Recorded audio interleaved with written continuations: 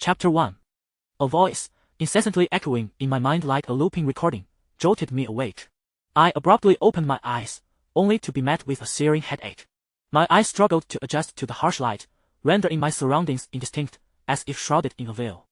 The prison I found myself in was exceedingly dilapidated. Much of the paint on the walls had peeled away, revealing the bare structure beneath, while cracks snaked from the ceiling to the floor. The ground was marred by dark stains, reminiscent of congealed blood. The surrounding iron bars were likewise rusted and worn, suggesting that this prison had been long abandoned. The sole source of light was a small window barred with iron, situated above me.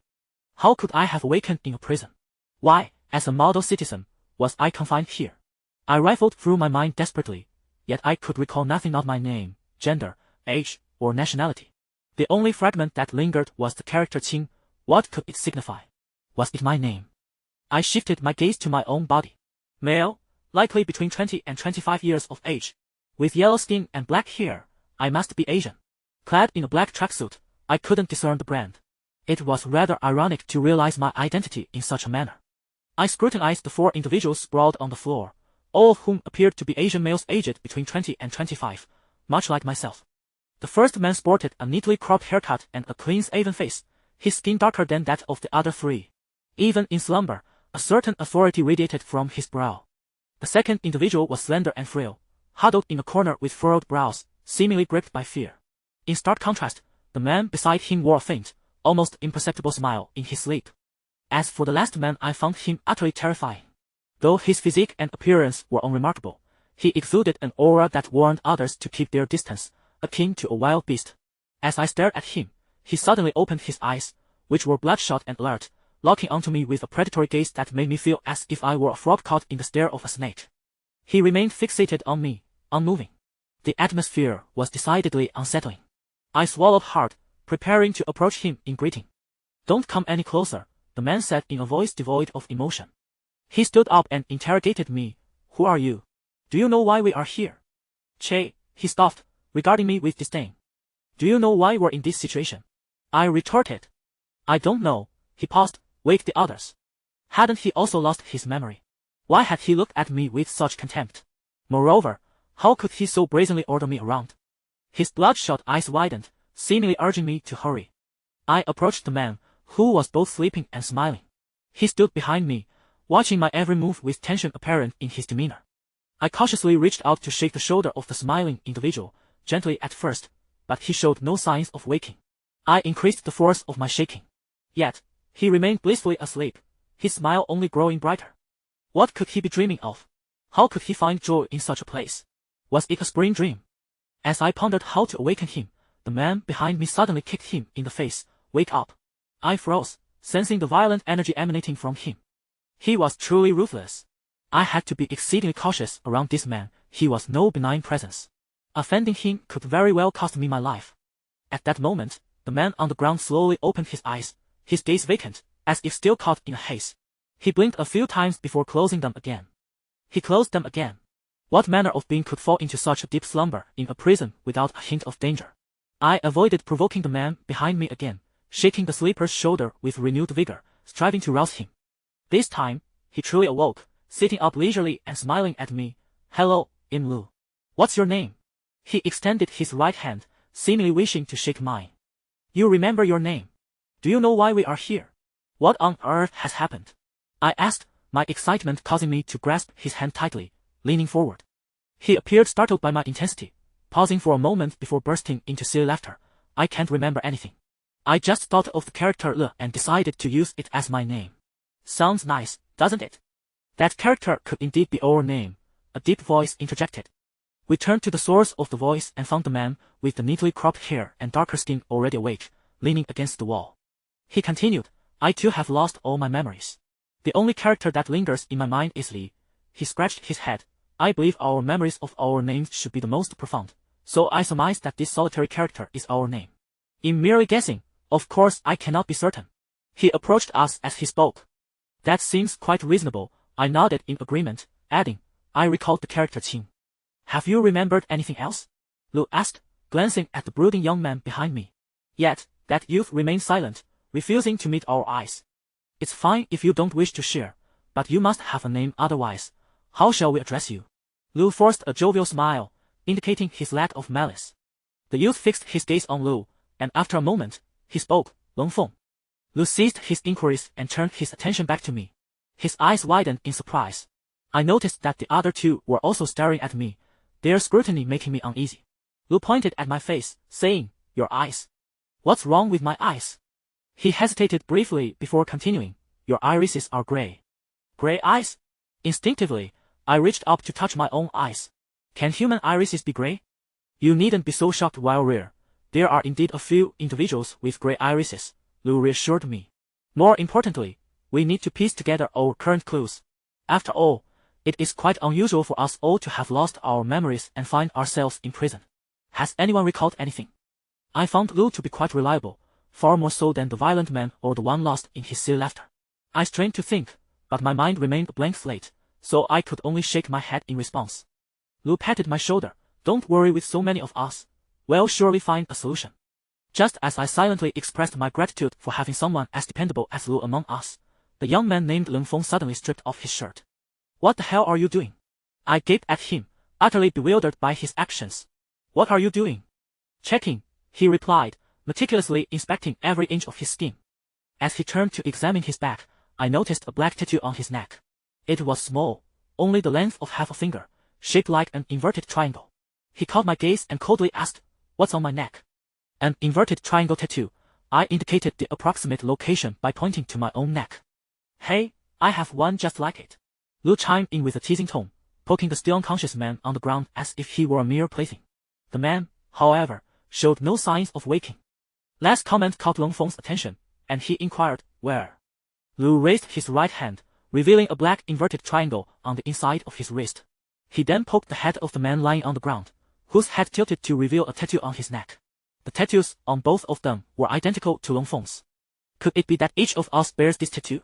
Ling Feng and I exchanged glances, silently agreeing to search our own bodies for the symbol. After confirming that neither of us had a tattoo on our necks, Lu readily removed his shirt. As soon as he did, the inverted triangle tattoo on his chest was revealed. I continued to search my bottomy wrists, neck, and chest but found nothing. I scoured every inch of myself, yet I couldn't locate any such symbol. Why is it only me who doesn't have one? I asked, gazing at them in confusion. Yet, a group of amnesiacs could hardly provide an answer. This tattoo had suddenly become our only lead, and the three of them gathered around the unconscious man, examining the tattoo. Why focus on the tattoo on him when they bore the same? Moreover, was it truly wise to leave him unawakened? Ultimately, I did not intervene but instead quietly approached to join their scrutiny. Upon closer inspection, the lines forming the triangle were not straight but comprised many delicate curves. The lines twisted into a bizarre formation, reminiscent of thousands of insects clustered together. This tattoo must carry some significance. Each curve bears subtle differences. It's likely a symbol or code of some sort, Lung Feng articulated his observation. Indeed, that seems plausible. Can you decipher it? Lu inquired with palpable excitement. I have uncovered an intriguing feature, Lu suddenly interjected, deliberately pausing for a few seconds before continuing. If we were to inflict a wound at the site of the tattoo, we would all meet our demise. Upon finishing his statement, he revealed a chilling smile that sent shivers down our spines. We had astonishingly overlooked such a crucial clue. The tattoos were located on the arteries of the heart, neck, and wrist. A mere incision would surely spell death. A profound silence enveloped the group as an inexplicable sense of crisis swiftly spread among us. Our expressions grew grave, while only Lu maintained that unsettling grin. Chapter 2. The cage. He retreated into the corner, his back pressed against the wall. None of us dared to approach him, wishing to spare him any further fear. He scanned us warily, as if assessing our potential threat. After a moment, he tremulously inquired, Who are you? What do you want? I thought to myself, yet another amnesiac. You need not be so frightened, each of us here has similarly lost all recollection. We mean you no harm. Li, while soothing him, attempted to bridge the distance, yet he remained exceedingly cautious. Do you remember anything? Li asked, harboring a glimmer of hope. The man nearly burst into tears, replying, I don't know. It feels as if my entire mind has been emptied. However, before I awoke, someone incessantly repeated a single word in my ear, Chen. I couldn't help but let out a sigh. It seemed that we were all in the same predicament. Chen gazed at us in bewilderment, asking what on earth has happened. We exchanged glances, each of us unable to provide an answer. It was then that I began to feel a sense of dread. Upon awakening, my mind had been a blank slate. More shocked than frightened now, I truly grasped the strangeness of our situation. 5 individuals, collectively stripped of all memory, inexplicably trapped in this abandoned prison. We did not even know who we were. Thus, we huddled together, resolving to analyze the bizarre circumstances surrounding us. I was the first to propose a notion. This place was unlikely to be a legitimate prison. It was highly probable that we had been unlawfully confined here. Is it possible that we have offended some gang? Lou exclaimed with excitement, seemingly envisioning himself as the protagonist in a Hollywood action film. I could hardly fathom why he remained so exuberant during such a time. What manner of mind did he possess? I retorted, somewhat irked. I believe that if it were a gang seeking revenge, they would have simply dismembered us. Furthermore, if this were the handiwork of a gang, how could we explain our collective amnesia? Could it be a clandestine human experiment? Perhaps we have been brainwashed and then imprisoned for research. Lou grinned broadly, becoming even more animated. I regarded his smiling face with growing impatience, wishing he would think before speaking. If that were the case, we should have awoken in a laboratory, not in this forsaken place. Chen furrowed his brow and asked if what Lou suggests is true. Doesn't he that put us in a perilous situation? His expression was grave, and it seemed he genuinely feared for Li's jest. I cast a sympathetic glance at the somewhat naive youth and patiently replied, I just said that those are not truths, they are all figments of his imagination. However, I failed to assuage his concerns. He spoke gravely. Even if it is not a gang, those who confine us may come at any moment. It is unsafe for us to remain here. Perhaps we should devise a means of escape. Without a word, Lung moved towards the iron bars, and I concurred. After all, with no memories to guide us, speculating here served no purpose whatsoever. It was merely a waste of time. Their assertions were not without merit. Staying here indeed offered no advantages. Moreover, I find myself longing to escape this wretched place.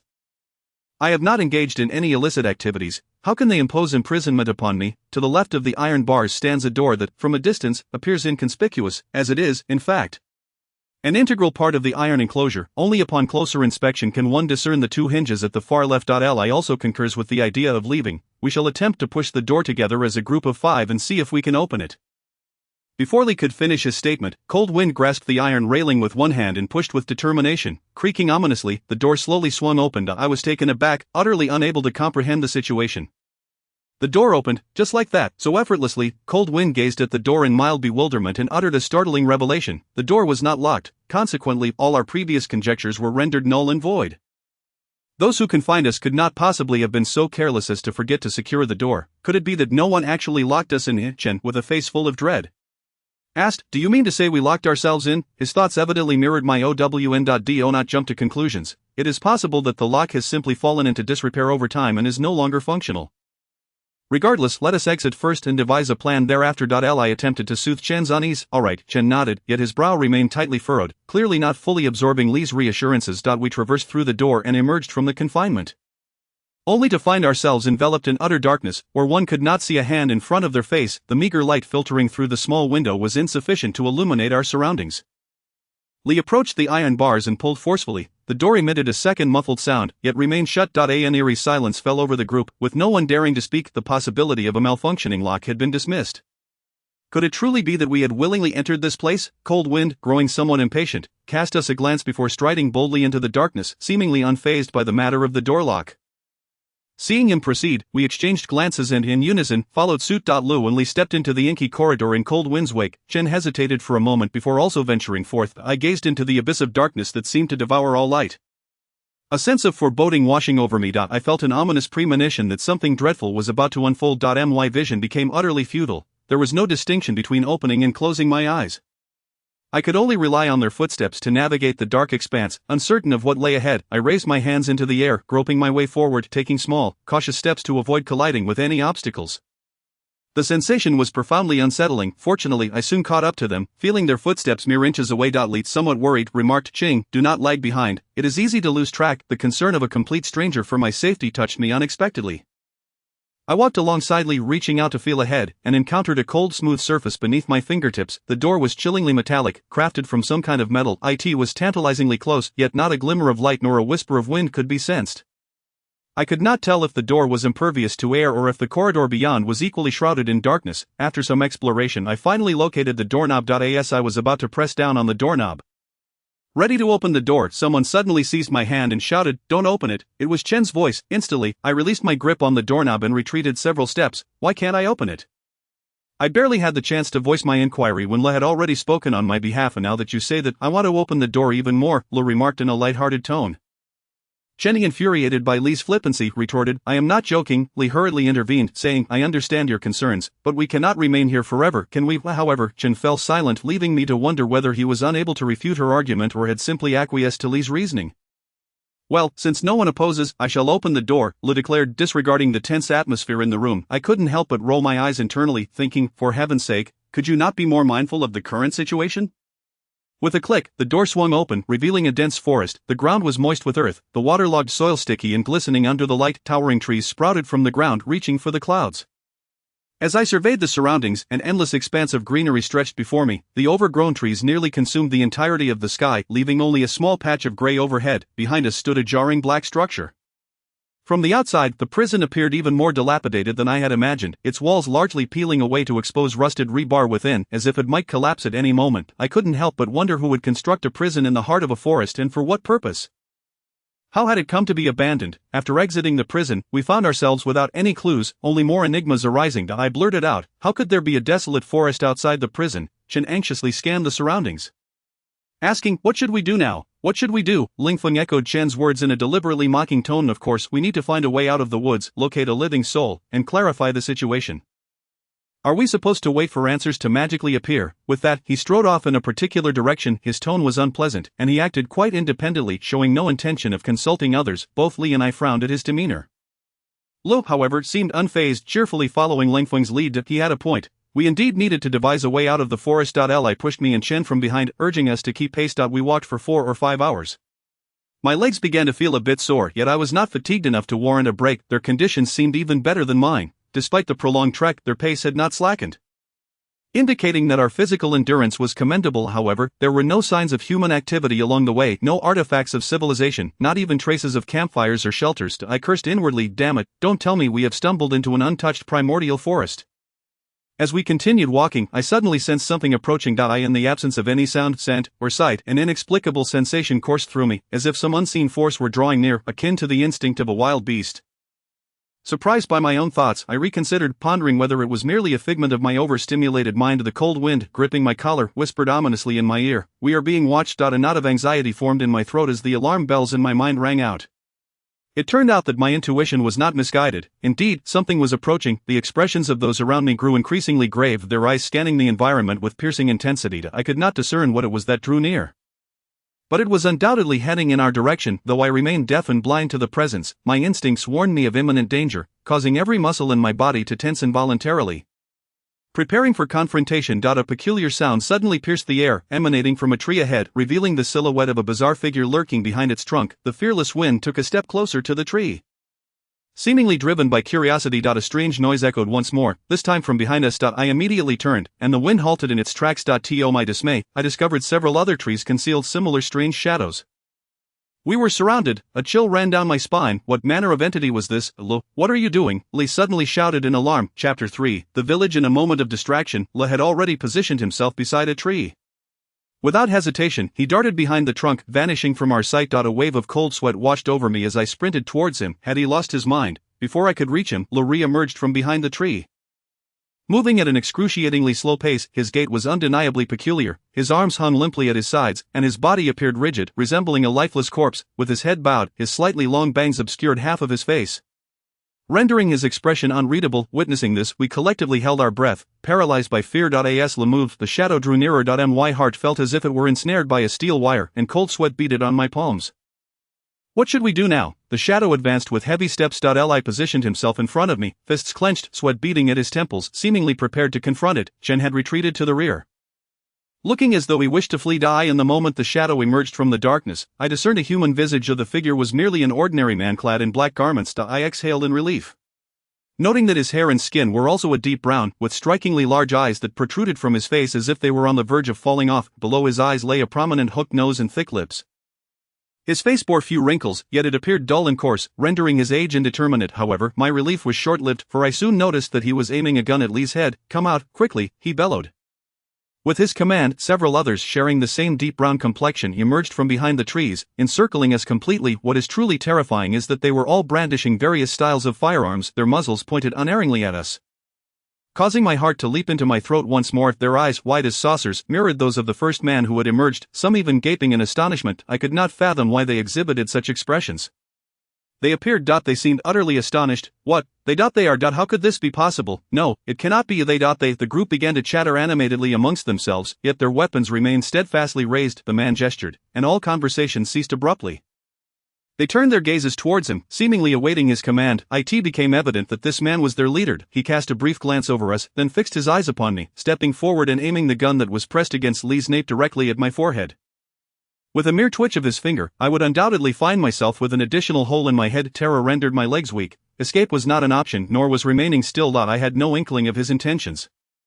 Could he have already resolved to eliminate us all? In a frantic gesture, I raised my hands to convey that I meant no harm. He inquired, with an expression that was decidedly peculiar, "Are you human?" Unsure if I had misheard, the hollow darkness of the gun's muzzle loomed frighteningly close, and in my panic, my thoughts became jumbled. I could only muster the courage to respond, I do not understand what you are saying. Quickly tell me how you arrived here. Which path did you take to ascend the mountain? What means of transport did you employ? He tightened his grip on Lee's hand, shaking it violently. He bellowed at Look, "Tell me now," with an unmistakable threat that implied his life was at stake if he did not comply. Look glanced at us, his smirk fading into a serious demeanor as he stated, "We are merely tourists here to admire the breathtaking scenery of this mountain, drawn by its natural beauty and rich history, yet somehow, we lost our way and could not find an exit. All our backpacks and equipment have been misplaced. I nearly feared we would starve to death in this place." As he spoke, he shook his head in lament, then, he looked earnestly at the man and added, "Fortunately, we encountered you, otherwise, we would have been doomed." I thought to myself, you truly are a master of theatrics. Do you not even require a script for your lies? Nevertheless, his fabricated tale was remarkably plausible, and he delivered it convincingly. Had I not known the truth, I too might have been deceived. So that was the case. The man, unsurprised, accepted Lee's spontaneous narrative and commanded the others to lower their weapons.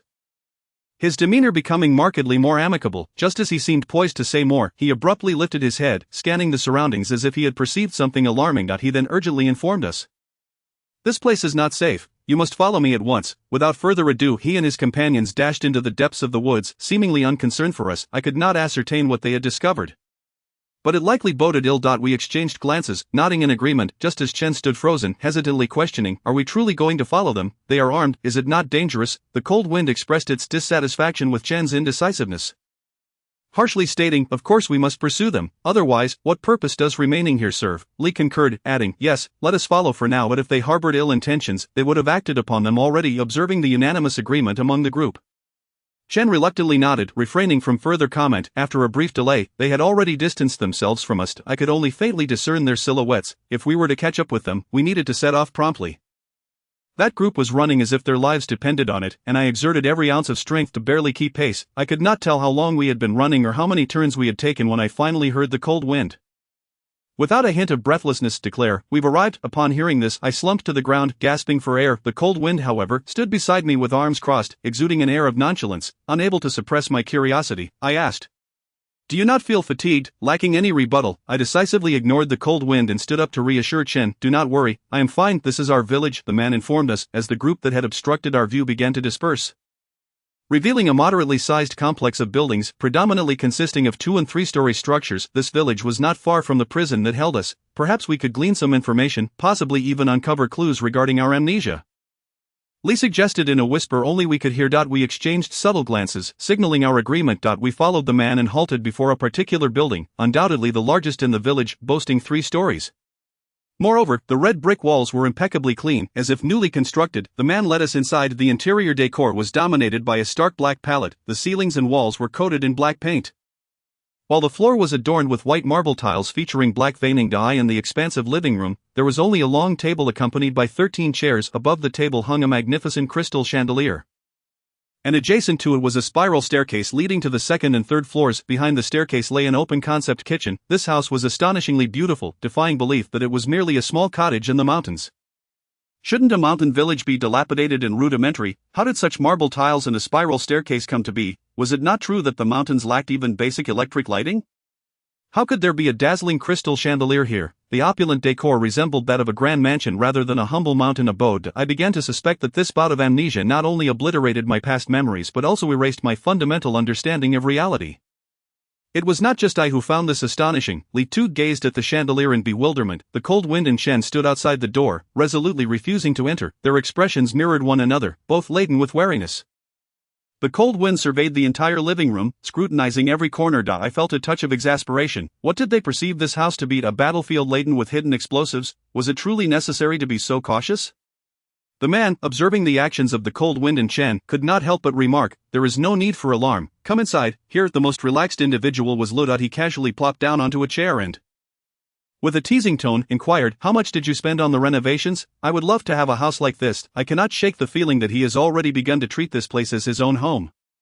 Save for the fact that he has not yet propped his long legs upon the table. After a considerable amount of time, we finally gathered around the table, and Lu continued to weave his elaborate tale, detailing how we had ascended the mountain and subsequently lost our way. The man nodded in acknowledgement. However, upon hearing our account, he pursed his lips tightly, seemingly unwilling to speak. Cold Wind, growing impatient, inquired in an accusatory tone, "Why were you so anxious when you first encountered us?" Initially, it would have been prudent to exchange names and establish a basic level of trust before gradually probing him further. Such an approach would likely yield better results. I mused internally. I endeavored to don a friendly expression and politely asked, "May I inquire how you wish to be addressed?" "I am the village chief. You may simply call me chief. Alternatively, like others, you may refer to me as leader," he replied with a sigh, his countenance darkening as he continued, "Alas, I shall speak plainly. You must brace yourselves for what I am about to reveal." Chapter 4, Cold Wind, you are the only ones who can enter the village. He regarded us earnestly, pleading for guidance on how to escape. The sudden influx of such weighty information left me struggling to digest it. To inexplicably suffer from amnesia is already unfortunate enough, and to stumble upon a village only to encounter this predicament is bewildering. Why do such bizarre occurrences unfold in rapid succession? I expressed my deep regret regarding the events transpiring here, but we are merely tourists here for leisure. I hesitated slightly at the term tourists, as if unaccustomed to fabricating lies. Thus, it is highly improbable that we could assist you in resolving this matter. Well, this situation does sound rather intriguing. I shall find a way to help you. Lu interjected. Li and Lu spoke almost in unison. Li firmly rejected the idea while Lu readily acquiesced. An awkward silence enveloped the living room as they exchanged incredulous glances. Li appeared utterly astonished, having not anticipated Li's swift agreement, while Lu regarded Li with an air of indifference. Just as I pondered how to navigate this situation, the man who claimed to be the village chief expressed his apologies, stating, "It is indeed quite difficult to expect you to accept such a reality so suddenly. How about this? You may rest in the guest rooms on the second floor. I will summon you for dinner." We indeed needed a thorough discussion, so we followed him to the second floor. The guest room was spacious, featuring 5 single beds, perfectly accommodating each of us. Beside each bed stood a small, exquisitely crafted nightstand. Aside from that, there was no other furniture or clutter, simple yet luxurious, mirroring the style of the living room. "Why did you agree to help them? Is our own predicament not already burdensome enough?" Li immediately confronted Lu as soon as the chief closed the door, clearly displeased with Li's earlier willingness to assist. I found Li's argument quite compelling. We were struggling to safeguard ourselves, how could we possibly aid others? I initially expected Lu to contest this notion, yet he merely waved his hand dismissively and replied nonchalantly, "If you wish to refuse them, then do so. I have no objections." As he spoke, he pretended to yawn, adding, "I shall take a nap now. Do not disturb me." He did not bother to remove his shoes, casually sprawling on the bed with his face buried in the pillow as he drifted into slumber. What? I was utterly astonished by his peculiar behavior. It seemed that his earlier promise to assist the village chief was nothing more than mere words. Then why did you agree to him just now? Li, in truth, agreeing and refusing are not so different. A cold breeze interrupted his sentence. "Why do you say that?" Chen inquired immediately. The cold wind did not gaze at Chen, but rather stared out into the pitch-black night sky. The dilemma they faced was inescapably tied to this place. He turned to us and said, "We will help them find a way out of the village." I refused. "We will devise our own escape." Is there truly a distinction? Li paused momentarily, then snapped his fingers as if struck by enlightenment. He sheepishly raked his fingers through his hair, realizing, "How did I not think of that earlier?" I glanced at Lu, who was sound asleep on the bed. Was it because he contemplated this that he agreed, or, as he claimed, did he simply find the matter amusing? Unbeknownst to me, my consciousness began to detach. A rustling sound emerged from the darkness. Startled, I jolted awake, all traces of drowsiness dissipating. Upon opening my eyes, I saw the cold wind standing, holding a flashlight of unknown origin. The beam of light swept across the room, its pallid glow first lingering on Chen's face, then shifting to Li's. What is he doing? Just then, the cold wind twisted his wrist, directing the flashlight's beam onto Lu's face. This is bad. He is verifying whether we are truly asleep. I hastily closed my eyes. However, I was acutely aware that many methods exist to ascertain if someone is genuinely asleep. Merely shutting one's eyes would not suffice to deceive him. If the cold wind scrutinized closely, he would undoubtedly discern the truth, but at that moment I could not afford to ponder such details. I simply had to keep my eyes shut. Even through my eyelids, I could still perceive a blinding red light. I realized that the cold wind was shining the flashlight upon me. 1 second, 2 seconds, 3 seconds. The vivid crimson hue did not fade. I exerted all my will to keep my eyeballs from moving. Yet contrary to my intentions, the more I struggled, the more my eyes betrayed me. Damn it, he has discovered that I am feigning sleep. I gripped the bedspread tightly, hesitating on how to respond, when suddenly the red light vanished. The cold wind had shifted the flashlight away. I breathed a sigh of relief, inwardly grateful not to have been discovered. I cautiously opened my eyes a crack and saw him stealthily exiting the room. What on earth is he up to? Why rise in the dead of night and ensure we are all asleep before leaving? What is he trying to conceal from us? Resolutely, I decided to follow him quietly. Eager to uncover his intentions of us, I gently lifted the covers and stealthily descended from the bed. Outside the door lay a dark, narrow corridor, and the flashlight in the cold wind's hand was the sole source of illumination. His silhouette seemed to meld seamlessly with the shadows of the corridor, making it difficult to distinguish him. To avoid detection, I dared not tread too closely, trailing him from a distance. The corridor was not long. He walked straight to the end before turning right. I softened my footsteps, silently rounding the corner after him. However, the cold wind suddenly vanished from sight. Without the flashlight's glow, I was enveloped in utter darkness. I nervously swallowed, scanning the shadows in search of his figure, but found nothing. I could only faintly discern that this was yet another corridor similar to the one before, yet the chilling breeze was nowhere to be found. How could this be possible? I pinched my thigh forcefully, compelling myself to calm down and analyze the situation. How could a living person vanish into thin air in a matter of mere seconds? This was utterly inconceivable. If it was not a disappearance, then it must mean there exists another passage here. Deprived of the flashlight's illumination, my vision significantly diminished, leaving me to grope about blindly. However, all my hands encountered were the smooth, cold walls, devoid of any passage. An overwhelming sense of dread surged through me, nearly provoking a scream when the humanoid figure, perceiving my alarm, swiftly covered my mouth to stifle any cries for help, just as I was about to struggle. A sudden flash caught my eye, revealing a ghastly pale face before me. Terrified, my legs almost buckled beneath me, yet I did not collapse entirely, for a hand gripped my collar firmly. As my eyes gradually adjusted to the unexpected light, I finally recognized that the figure before me was none other than the chilling breeze I had been searching for. Chapter 5, Deception, Part 1. The expression of the chilling breeze abruptly turned grave. After scrutinizing me for a moment, he slowly uttered a single word: investigation. I was taken aback by his sudden seriousness, quickly reining in my emotions to ask earnestly, "What are we investigating? What brings you to the living room?" I inquired, perplexed, yet the chilling breeze paid me no heed. He first approached the open kitchen adjacent to the living room, opened the refrigerator for inspection, and then turned on the faucet. Next, he leapt onto the glass table in a swift motion. For a fleeting moment I worried that the glass table might shatter, but his movements were fluid and decisive, making not a sound, and the table remained utterly still. The chilling breeze exhibited remarkable agility. However, for some reason, it evoked in me the feeling of a thief stealthily entering another's abode. Surely, this must be the reason for his imprisonment. Nevertheless, the most pressing question was why he had chosen to ascend the table. With a flashlight in one hand, he brushed aside the intricate ornaments hanging from the chandelier. After fiddling for a while, he leapt back down from the table, still without a whisper, as silent as a cat traversing the night. Unable to contain my curiosity any longer, I unleashed a torrent of questions. What on earth are you doing? What are you investigating? Why did you choose to emerge only when everyone else was asleep? The chilling breeze cast a glance in my direction and replied, at this juncture, to remain completely unaware of what has transpired. Should I call you a fool or a simpleton? His tone was remarkably flat, as if stating an obvious truth. I was exceedingly displeased with his dismissive attitude, yet I could discern the weight of his preceding statement, leading me to grit my teeth and suppress my frustration. Asking what has truly happened, the chilling breeze lowered his voice, saying, "There is something amiss here. That man who claims to be the village head has been lying through his teeth." His expression was utterly solemn, devoid of any hint of jest. A shiver coursed up my spine, beginning at my tailbone, compelling me to shudder involuntarily. Wait, what are you implying? What troubles me? What lies have been spun? I cannot quite grasp your meaning. The cold wind envelopes my unease and fear, yet it pays no heed, continuing to speak as if lost in its own thoughts. Did he not assert that no one could leave this village? That no one could traverse these mountains? Yet here we are, with electric lights in the living room, a stove in the kitchen, and an abundance of water and food. If this place were truly as they claimed, severed from the outside world, how could there be electricity? How could there be gas? And from whence did the fish and meat at dinner originate? After absorbing the cold wind's analysis, I felt as though I had plunged into an ice cellar.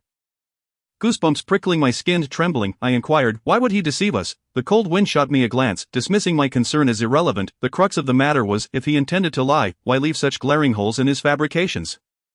Was this not an overt indication that we were ensnared in a ruse? What, then, was their true objective? Still reeling from the revelation that the village head had deceived us, my mind struggled to process these thoughts. leaving me momentarily speechless, my mouth agape without uttering a sound. Meanwhile, the cold wind showed no intention of pausing to hear my musings and continued, "Moreover, if no one can reach this village, and the guest rooms should have been unoccupied for ages, why then is our lodging so impeccably clean and tidy?" At this point, the cold wind's demeanor had darkened to an almost palpable gloom, his gaze betraying a hint of barely concealed anxiety. Yet that was not what truly alarmed me. The most unsettling aspect was that there were 5 beds, and curiously, everyday items were provided in exactly 5 sets. Perfectly sufficient for our party of 5. It was as if they had anticipated our arrival. The more I listened, the more my scalp prickled. Everything here appeared natural, yet each item felt disconcertingly out of place, as though this room and its contents had been meticulously arranged for our use. We were ensnared in a carefully crafted trap. Could it be that this was all a conspiracy, that they were orchestrating everything from behind the scenes to induce amnesia? I was overwhelmed with shock, even forgetting to modulate my volume. The cold wind remained remarkably composed, stating, "I cannot ascertain this yet, but this is certainly no ordinary village, nor could its inhabitants be mere common folk." No sooner had he spoken than hurried footsteps echoed from above, someone hastening down the stairs towards the living room. My heart raced, my gaze fixated on the staircase, my mind a blank slate. Utterly at a loss as to what to do. In light of the cold wind's earlier remarks, my panic escalated. Could it be that the village head was coming to silence us? It was my loud voice that had betrayed us.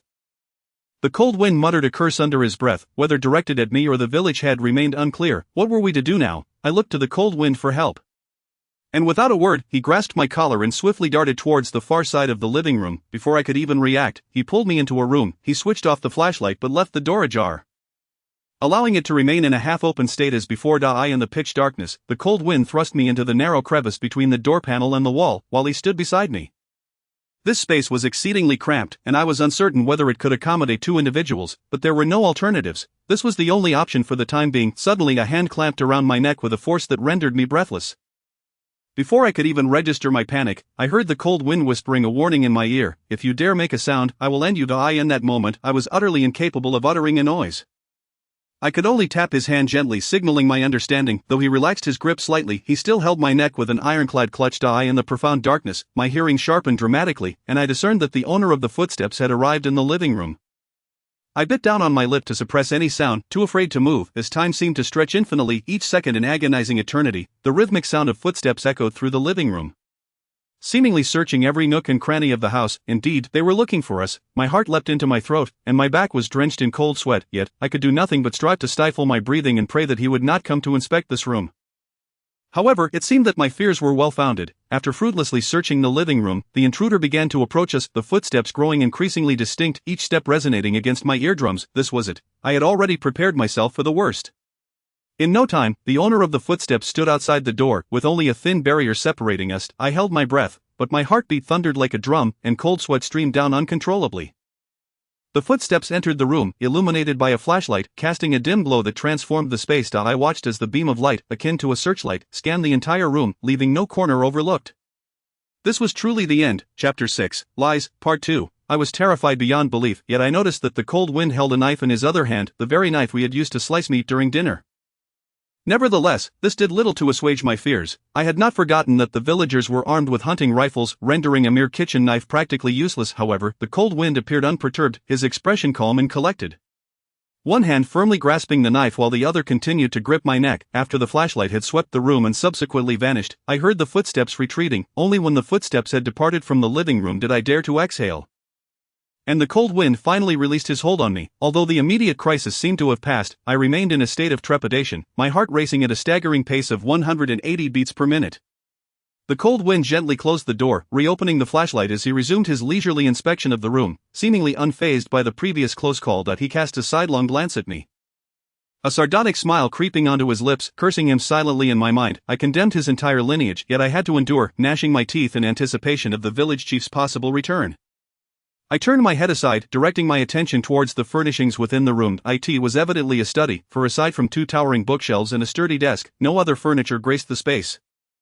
Both the bookshelves and the desk were crafted from solid wood, specifically black walnut, which retained a vibrant hue even under the harsh, pale light of the flashlight, indicative of their considerable worth. The 2 immense bookshelves nearly consumed the entirety of the area, brimming with an array of books, leaving not a single inch of empty space. Together, the volumes mustered several hundred, if not 1,000. Upon closer inspection, I discerned a commonality among the tomes. Each appeared remarkably antiquated. faintly emanating a musty odor, with some volumes likely surpassing a century in age. The titles embossed on the spines were inscribed in a script unfamiliar to me, resembling the English alphabet yet distinctly different. Perhaps belonging to some variant of the Latin language. I could not ascertain whether my amnesia had rendered me incapable of recalling this language or if I had never understood it to begin with.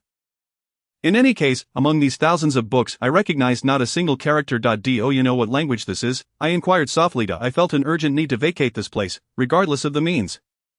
I must escape. This was my immediate reaction after perusing those 3 volumes. Like the first, each was composed entirely of blank pages, devoid of any text, the worn covers, the newly polished paper, the inscrutable titles. And the vacant pages, these were clearly mere decorative volumes rather than genuine literary works. The cold wind, unaffected by my emotions, continued to analyze methodically. Firstly, whether they are the ones who have erased our memories remains unverified. We have yet to unearth evidence to substantiate this claim. As for their motives behind deceiving us, it likely pertains to the reasons for our amnesia and the events that transpired prior to our memory loss. However, if we cannot recall our past memories in a short span, it may prove exceedingly difficult to deduce their intentions. I lifted my gaze, only to meet the skeptical eyes of the cold wind. At that moment, I felt an intense loathing for my instinctive reaction. Damn it, why must my body always react faster than my mind? What explanation could I possibly concoct to avoid revealing my thoughts? A flicker of suspicion towards the cold wind arose within me, prompting me to ask cautiously why. The cold wind, unperturbed, merely raised an eyebrow and candidly replied, "If you disclose this matter to them, it will only incite unnecessary panic. Should the village chief and other villagers grow suspicious, we could find ourselves in greater trouble." Upon reflection, I concurred with this sentiment. I rubbed my temples, pondering that perhaps my nerves had indeed been overly frayed.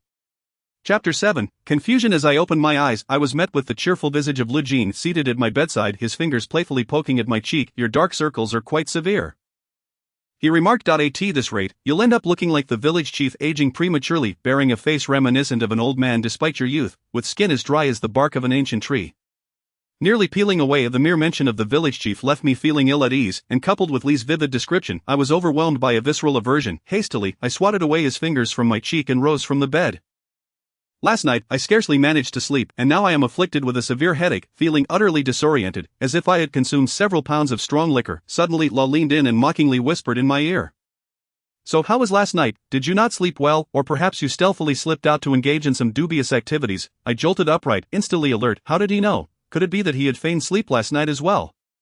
Since he had already uncovered the truth, should we not lay everything bare to avoid any misunderstandings? I turned my head awkwardly, my eyes scanning for Lang Feng's presence, hoping to seek his counsel, but found him gazing out the window at the trees, seemingly oblivious to our conversation. As I hesitated to respond, Chen nodded in agreement with Lu, saying, "Indeed, you look quite haggard. Perhaps you should rest a little longer?" Chen furrowed his brow, a look of concern etched on his face as he regarded me. Seizing the opportunity, I chose to disregard Li's inquiry and continued along Chen's line of thought. I waved my hand, smiling as I said, "I'm fine, just a bit sleep-deprived from last night. I'll be all right after sitting for a while." Li, perhaps thinking my insomnia stemmed from anxiety over my memory loss, gently patted my shoulder and reassured me. "Relax, don't overthink it. Every problem has a solution. If only I could truly rest, but given the circumstances, it was a challenge to feel at ease. Yet, I couldn't divulge my troubles to Li, so I mustered my spirits and feigned nonchalance. After appeasingly, I cast a furtive glance at Lo, only to accidentally lock eyes with him, which sent me into a flurry of panic. I wanted to attempt an explanation, but before I could articulate my thoughts, Lu erupted into laughter at something seemingly amusing, resembling a madman, drawing the curious gazes of everyone around us. Upon spotting the village chief, I instinctively tensed every muscle in my body, keeping a wary eye on him, but then recalled that I must not raise his suspicions. I quickly averted my gaze and replaced my expression with one of benign friendliness. The village chief surveyed us with a stiff demeanor and said, "I need you all to come to the living room. There are matters we must discuss." With that, he turned and departed. Perhaps it was because I was already aware that this entire situation was a ruse, but I found the chief's earlier demeanor to be exceedingly awkward, his acting skills worse than those of a novice performer. How could I have been so blind as to not see his true nature yesterday?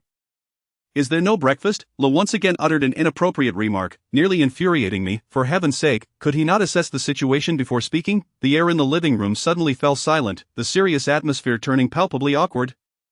The only one who seemed unfazed was Lu, who yawned while covering his mouth, nonchalantly pulled out a chair at the table, and sat down with his legs crossed like a lord. Reluctantly, we followed suit and sat down as well. The village chief exchanged glances with the other villagers, signaling them to lower their weapons, and then offered us a somewhat apologetic smile, saying, "Please don't take offense, it has been quite some time since we encountered outsiders." So it is only natural for us to feel a bit unaccustomed. He let out a sigh and continued, we cannot escape from here, but since you have managed to arrive, it is certain that you can find your way out. I implore you to guide us toward the correct direction. It has been far too long since we have breathed the fresh air outside. As long as you can lead us out. All the gold and treasures within this mountain shall be yours. Upon hearing the prospect of leaving this mountain, the expressions of the villagers momentarily contorted, their faces a tumultuous blend of overwhelming excitement and long-suppressed anguish. An astonishing juxtaposition of emotions manifesting on a single visage, which appeared utterly deranged, so much so that it seemed entirely genuine. This left me in a state of perplexity. Surely their claim of being unable to escape was a fabrication. Was all of this not a meticulously crafted ruse to deceive us? How could they display such expressions? I could not help but question the conclusion drawn by Lung Feng last night. Yet the illogical elements were undeniably present. What, in truth, was the nature of the situation? How could one explain the village chief and the villagers' alternating displays of falseness and sincerity? Could the chief's words be trusted? I cast a sidelong glance at Leng Feng, eager to discern his thoughts at that moment, but he was intently focused on the village chief, seemingly oblivious to the expressions of the other villagers. Instead, Lu turned to look at me, a slight smirk playing at the corners of his mouth, revealing a smile that was laden with meaning. At that moment, I knew for certain that Lu had undoubtedly uncovered something. I recognized that descending the mountain would not be a simple endeavor, and asking you to take this risk on my behalf felt somewhat burdensome, thus I had prepared these provisions for you. After the chief spoke, he snapped his fingers, prompting the villagers beside him to retrieve 5 black climbing backpacks from behind their chairs and present them to us, filled with ample food, water, and other tools. Hoping they would be of use to you. Moreover, I have also prepared weapons for each of you to defend yourselves, along with protective talismans crafted by our own hands. The village chief then produced 5 small knives and 5 talismans from his pocket. Placing them on the table before us, I truly apologize for the inconvenience, I said. I quickly nodded in gratitude. The chief waved his hand dismissively, replying, it is of no consequence. This is the only assistance we can offer. I picked up the knife before me, drawing it from its sheath. It was not a specialized military blade, merely a rather ordinary dagger. I weighed it in my hand. Its heft was satisfactory, and it felt quite comfortable to hold. The knife measured approximately 6 inches in length, featuring a black handle and a silver blade, devoid of any serrations or blood grooves. I gently stroked the edge with the pad of my thumb. Noting a slight dullness, yet possessing a knife was undoubtedly preferable to being unarmed, and I felt no inclination to complain. In addition to the knife, there lay a protective talisman on the table, a small, dark blue fabric pouch resembling a Japanese omamori, yet embroidered with a pattern reminiscent of ancient oracle bone script in black thread. I held little faith in such talismans, especially from these individuals, who hardly seemed to offer us genuine blessings. Nevertheless, given that it was presented alongside the knife, it would be improper to accept the knife while rejecting the talisman, so I reluctantly affixed the talisman to my belt. Once I had organized these items, I glanced at Li and the others, discovering that they too had secured their knives and talismans. The village chief, observing that we were nearly prepared, spoke to us with a solemn expression. I hope that once you find a way out, you will be able to take us with you. This is our only request. I implore you. Lin, feeling somewhat embarrassed, raked his fingers through his hair and, with a rather awkward attempt at acting, forced out a peculiar smile. Stammering, we will do our utmost. Lo, while laughing, bid farewell to the village chief and the villagers with a demeanor that appeared quite natural, yet it was evident that this individual was, in truth, rather difficult to comprehend. Thus, the 5 of us departed from the village under the watchful eyes of the locals. However, now that we had left the village, pondering over those matters seemed futile. It was far more practical to hasten down the mountain and seek out a hospital to examine our minds. Chapter 8, The Diverging Path, Part 1. With no extraneous vegetation hindering our progress, walking along this artificially created path became quite pleasant and effortless. The trail extended in a singular direction, allowing us to navigate without concern. We merely needed to occasionally consult the compass to confirm we were still heading south. We truly felt as if we had transformed into 5 ordinary mountaineers. Suddenly, I felt a gentle tap on my shoulder. Turning my head, I found Chin giving me a knowing wink. He subtly gestured behind him, indicating that I should slow down and create some distance from the others. Though I was puzzled, I complied with his request. Once we had sufficiently separated ourselves, Chen leaned in and quietly inquired, "Did you and Lingfeng discover anything unusual in the house last night?" I was taken aback. Completely unprepared for Chen to have noticed our movements, I had assumed he and Li were entirely oblivious. Could it be that the footsteps we heard last night were not those of the village chief, but his? Since he had already caught wind of our actions, there was little point in concealing the truth any longer, so I directly asked, "Did you follow us downstairs?" His penetrating gaze made me feel somewhat awkward. As if my deceit had been laid bare, I hastily clarified, "Wait, don't misunderstand. We didn't intend to keep this from you. It was merely because Lingfeng feared causing panic and arousing the villager suspicions that we chose to remain silent." Upon hearing this, I felt even more astonished. When did you realize something was amiss in the village? He replied calmly. It was when I heard the village chief say we couldn't leave this mountain that I sensed something was off. After all, that statement seemed rather implausible. Once I discovered that the house had both water and electricity, I was certain they had been lying to us all along. Damn, it seemed I was the only one who had failed to notice the discrepancies. And a wave of frustration washed over me. I let out a resigned sigh and said, since you already know, and we have now left that village, let us simply lay everything bare, just as I was about to call Li and the others over. Chen urgently grasped my arm, shaking his head anxiously, and whispered, do not tell them why. I asked, perplexed, why did they all insist on my keeping secrets? Lingfeng felt this way, and now Chen as well. Was it truly necessary? Because I do not trust them, especially Lingfeng. I suspect they have not lost their memories at all, Chen stated. Upon hearing those words, a sudden jolt coursed through my heart, and the hair on my body stood on end. Uncontrollably, anxiously, I swallowed hard and stammered, why do you say that? For those who had lost all their memories, they appeared unnervingly composed. After scrutinizing me for a moment, Chen continued, to be honest, I do not trust any of you. Including yourself, however, if you wish to prolong your life, I advise you not to place your trust in them. Upon hearing his statement, my heart skipped a beat. I too sensed that the identity of Lingfeng was not to be taken lightly. Yet, I had never doubted that he might not have actually lost his memory. As for Li and Lu, such thoughts had never crossed my mind. Was Chen merely being paranoid, or had he genuinely uncovered something suspicious? I intended to press further, but then I heard Li raise his voice to inform us, there is a fork in the road ahead. Seeing this, I instinctively furrowed my brow, pondering, how could there be a fork here? The villagers had carved this path for easier descent, this much was certain, yet a fork signifies two distinct destinations. Where else could the villagers be heading besides descending the mountain? Could one of the paths possibly lead to that prison? Lu gazed at the fork, his eyes suddenly alight with fervor, eagerly asking, which path should we take now? His face practically radiated excitement. Damn it, what a lunatic. I hardly considered a fork in the road to be a fortuitous event. What was he anticipating? The right one, Lingfeng stated decisively, casting us a cold glance before striding unhesitatingly towards the right. You just chose the right path like that. Shouldn't you have discussed it with us first? How can you be so certain the right path is the correct one? Lingfeng, wait, I shouted after his retreating figure, but he paid me no heed. Frustration surged within me, yet all I could do was continue conversing with his back. What if we took the wrong path? I inwardly cursed both of them as lunatics. It seemed that Lingfeng had somehow heard my unspoken thoughts, for in an exasperated tone, he shot back. If you think the right path is wrong, then go left on your own and don't follow us. I stood rooted to the spot, contemplating my next move, when Li suddenly gave me a hearty slap on the back. Off balance, I stumbled forward several steps. He urged me to hurry and follow, saying, you needn't be so cautious, after all, we know nothing of this forest, any path we choose is as good as another. And who knows, perhaps Lingfeng is right. I retorted defiantly, even so we ought to discuss it before making a decision. It feels as though we are all expected to obey his commands. Who does he think he is? I too felt that this decision was made rather hastily. Chen furrowed his brow, his lips pressed into a straight line, appearing deeply concerned. I laughed heartily. Stop being so melodramatic, it's merely a fork in the road.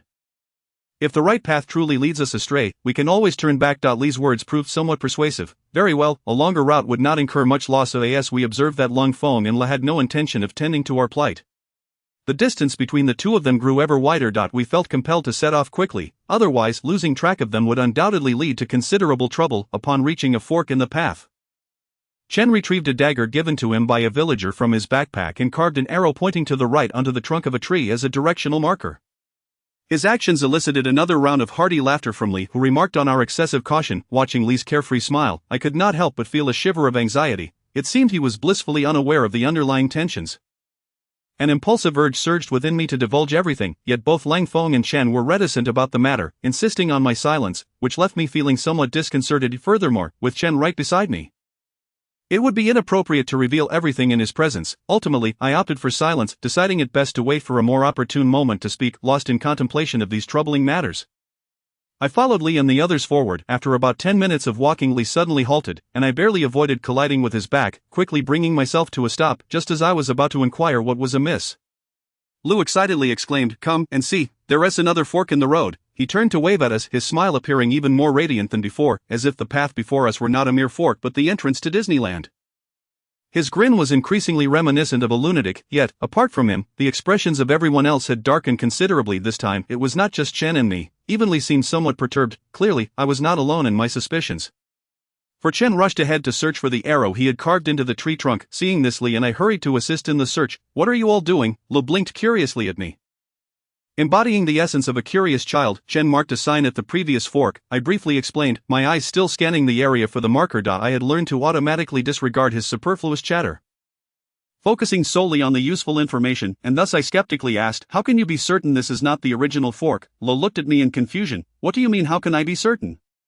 It's clearly different from the last one. How could it possibly be the same place? What's different? This time I truly could not comprehend his words. Lu adopted a rather exasperated expression, shrugging his shoulders. Are you blind? Can't you see the obvious differences? His sincerity was palpable, devoid of any mockery, as if he genuinely could not fathom why I failed to notice, with a grin that was both playful and enigmatic.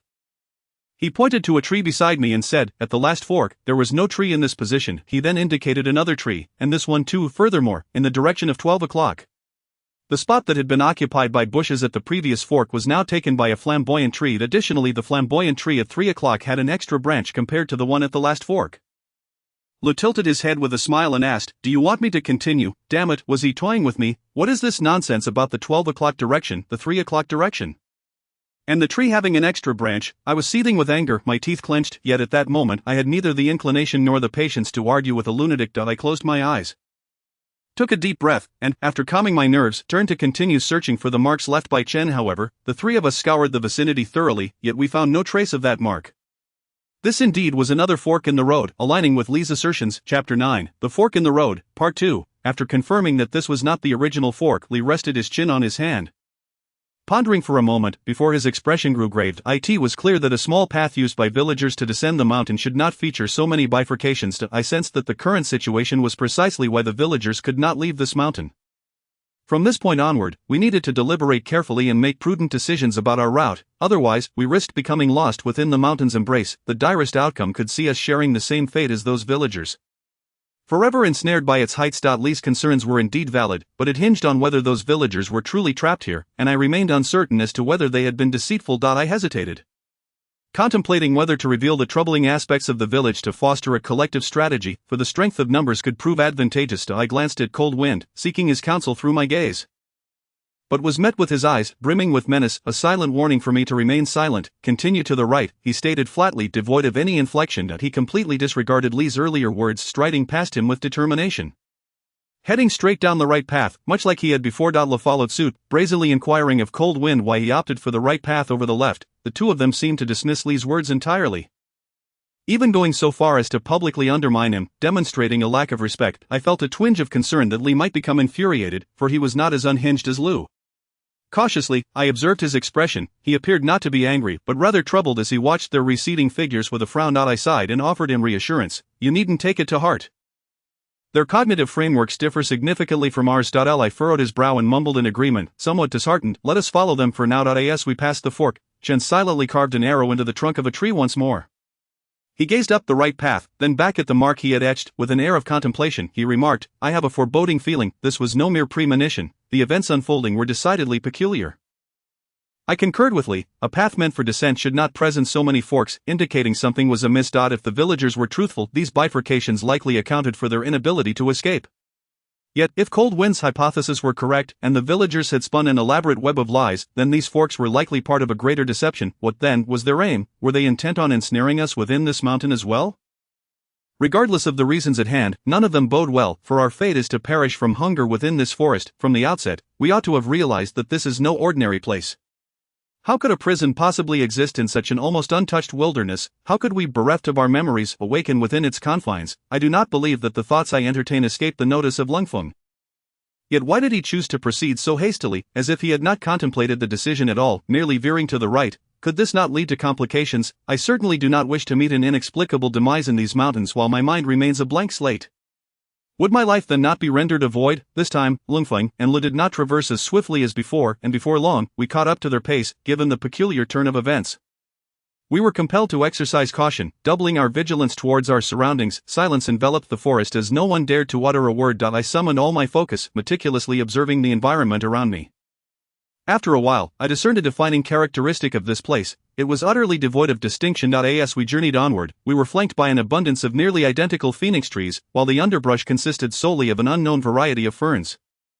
Beyond that, there were no other flora to be found within the forest. The landscape was overwhelmingly green, and I soon found myself weary of it. The sight of green began to evoke a subtle dizziness. Yet, for the sake of my own survival, I persevered in my observations. However, the more intently I scrutinized, the more pronounced my discomfort became. A sense of unease gripped me. What was happening? What was wrong with me?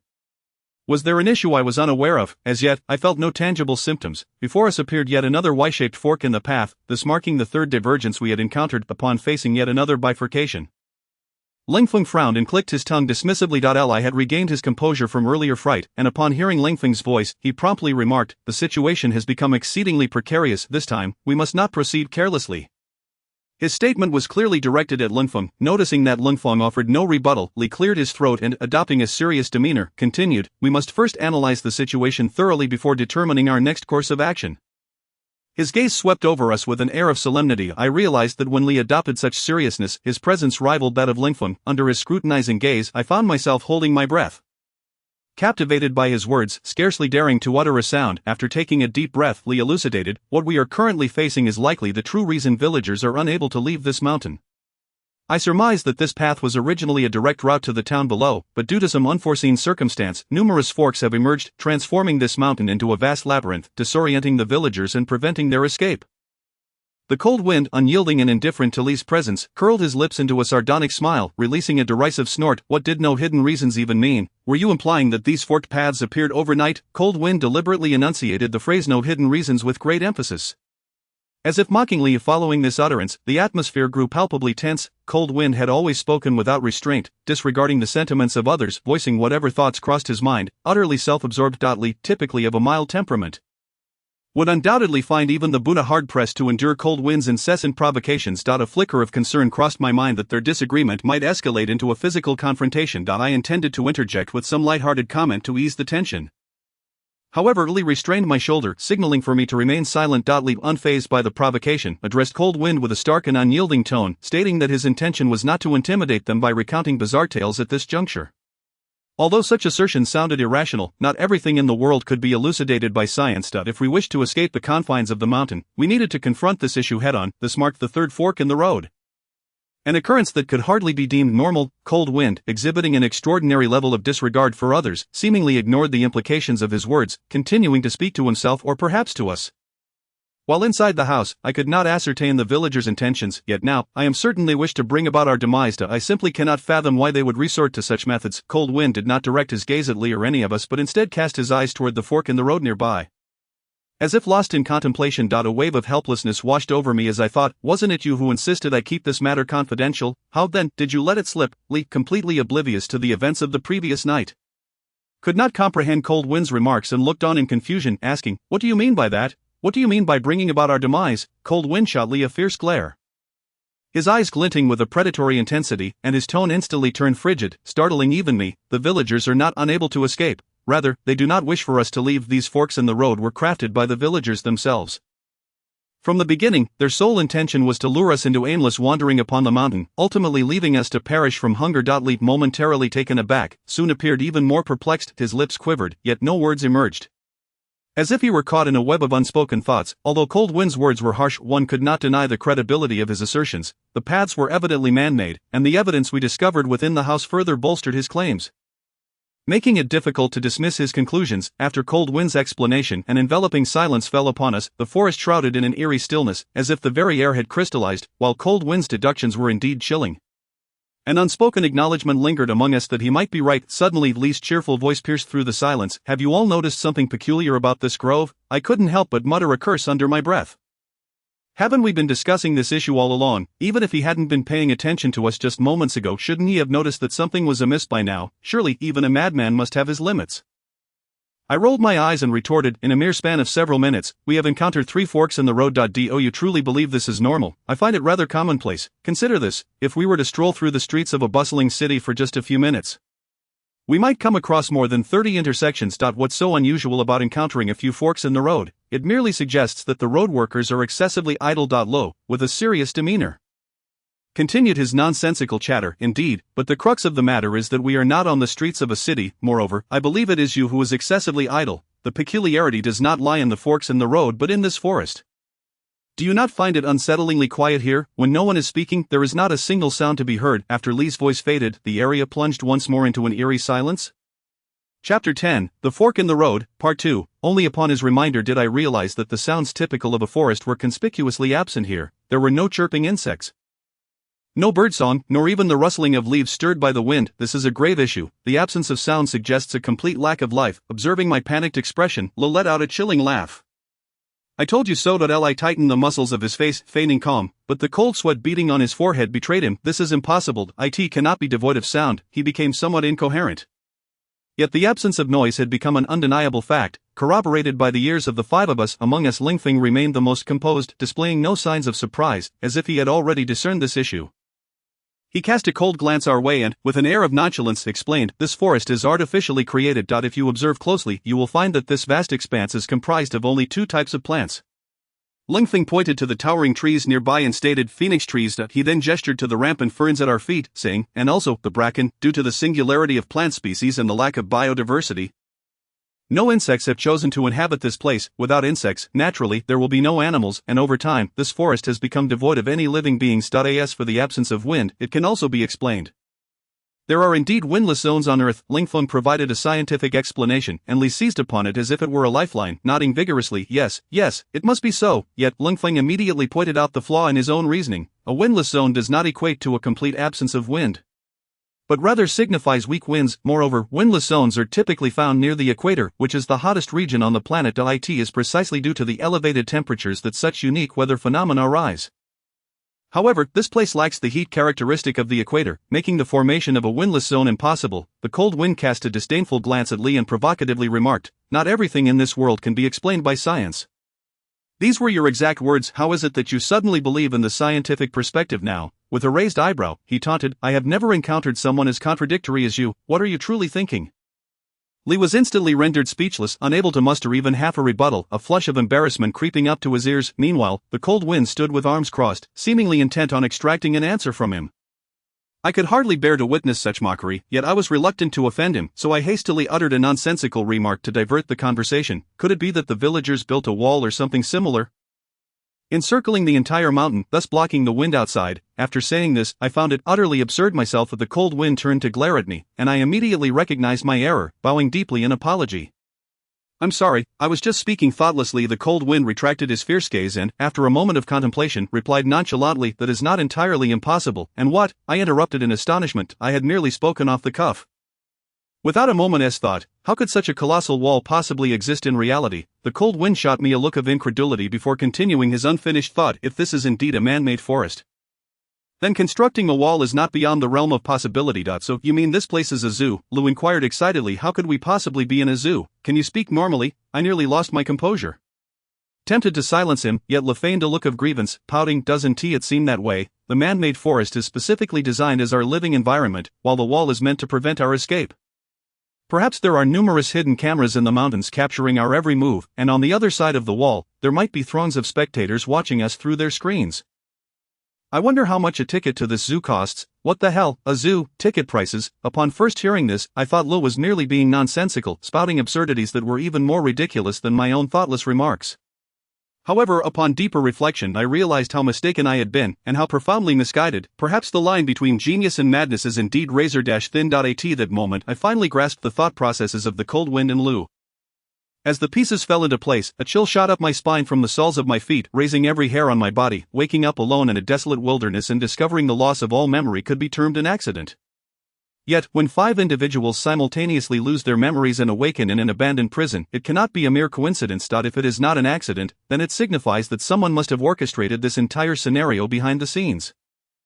Thus, we are not merely amnesiacs, rather our memories have been deliberately erased. Achieving a true brainwashing is no simple feat, and I scarcely dared to imagine what methods they employed or what they had done to us.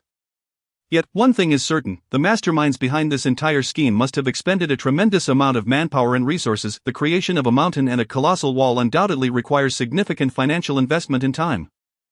Thus, these two endeavors are likely interconnected. Consequently, the question arises, who would be willing to invest such vast sums of money and time into this undertaking? What benefits could they possibly derive from it? It is precisely these considerations that led Lu to declare this place a zoo. Although this notion may sound utterly bizarre, it possesses an underlying logic. Of course, this is merely one hypothesis and may not necessarily be accurate.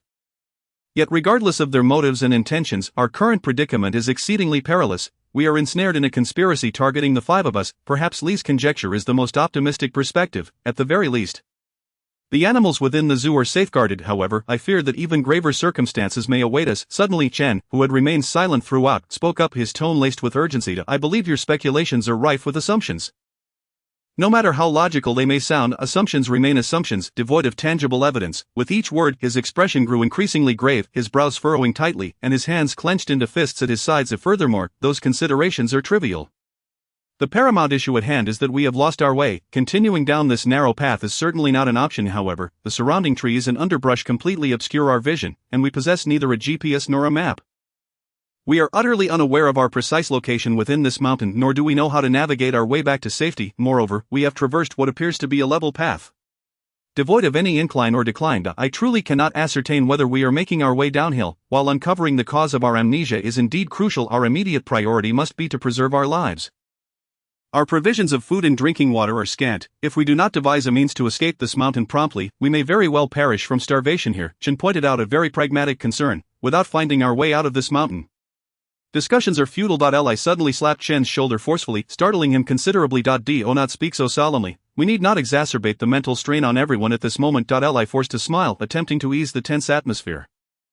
In truth, things are not as dire as they seem. We still have enough food and water in our backpacks to last 2 or 3 days, right? With such a time frame, we are bound to find our way out of this wretched place.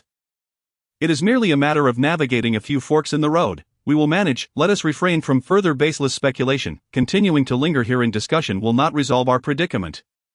Instead, we should muster our spirits and press on. I refuse to believe we cannot escape. The cold wind swept a disdainful glance towards Lee, yet this time remained silent, refraining from retorting. Wait a moment.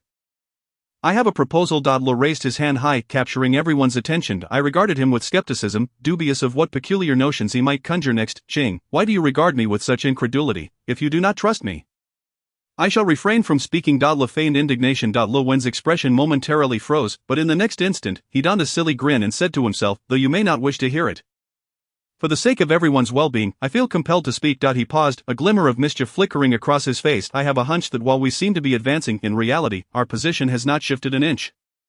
Rather, we remain ensconced in the same space. Chen, without a moment's hesitation, retorted, but there are no marks I've inscribed here. Thus, I assert that this is merely my intuition, not a certainty, he replied, yet Lo persisted in his stance, insisting that there exists a straightforward method to validate this conjecture. He deliberately paused at this pivotal moment. Are you certain we need to validate this intuition of yours, which seems to have sprung from nowhere?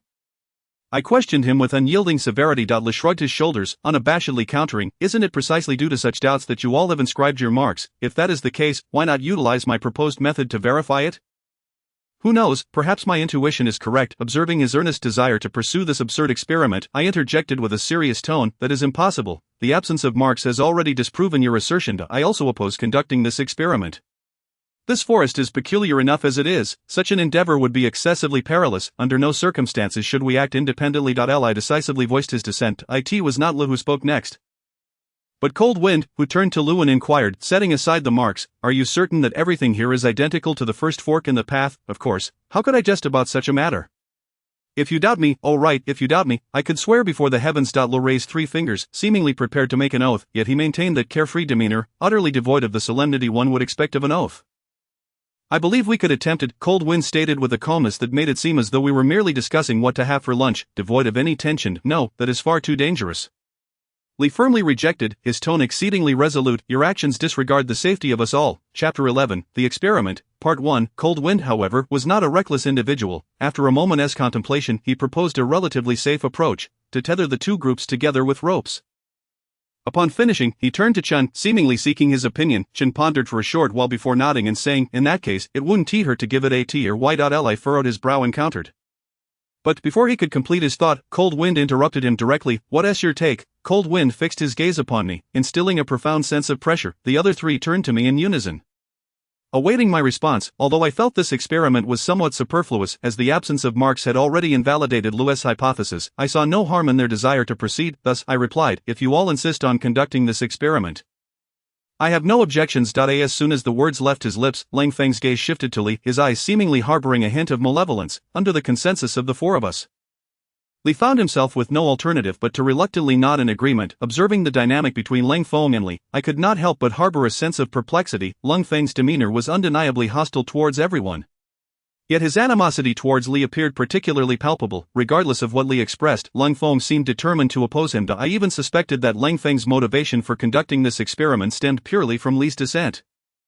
I was left pondering the origins of Lang Feng's hostility towards Li. I could not fathom that Lang Feng would harbor such resentment without reason, yet their acquaintance had barely spanned a day. How could enmity have blossomed so swiftly?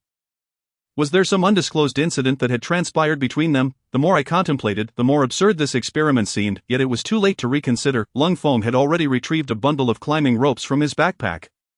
After a moment's thought, Li remarked, "The combined distance for the two groups will take approximately 20 minutes. It appears we will need to utilize all 5 of our climbing ropes." With that, he too produced a length of rope from his pack. In no time, Lang Feng had divided our climbing ropes into several thinner strands, intertwining them into an extraordinarily long cord. I hoped it would not tangle, otherwise, we would be in quite a predicament. "I wish to walk with Chen suddenly interjected, circumventing Lang Feng to stand beside me. "No, we must decide by drawing lots," Lang Feng retorted coldly. I was curious to see Chen's reaction, but upon hearing this, he merely nodded in agreement, displaying no signs of discontent. I breathed a sigh of relief. It seemed he was merely speaking offhandedly. Lang Feng remained silent, unwilling to spare me even a glance, which left me feeling quite awkward. "Would it kill you to say something?" I could only manage an awkward chuckle, self-deprecatingly questioning whether those walking in opposite directions could possibly cross paths. This made little sense at all. "Shut up." Lang Feng glared at me, admonishing, "Before you speak, perhaps you might consider engaging your brain rather than indiscriminately creating noise." I instinctively wished to retort, but before I could articulate my thoughts, Lang Feng impatiently clarified. "I am uncertain of the veracity of what Lo has said, yet one point he made is undeniably accurate. While you claim to have found no markers, and thus the 3 forks in the path are merely similar locations, deep down, you harbor doubts. Otherwise, you would not deliberate so extensively on the matter of the forks. My intention in this was to quell the uncertainties gnawing at my mind. I must not allow this issue to cloud my subsequent judgments." Although I was highly displeased with his dismissive demeanor, I finally grasped his underlying thoughts. Given that the villagers asserted their inability to leave this mountain, even if we were aware of their deceit, we had unconsciously begun to accept that there was something amiss with this mountain. Coupled with the various illogical phenomena we had encountered within the forest, it was only natural for us to become suspicious. Even in the presence of direct evidence that substantiates our lack of encountering a supernatural phenomenon, the hearts of the multitude remain beset by the notion that these diverging paths harbor some underlying issues.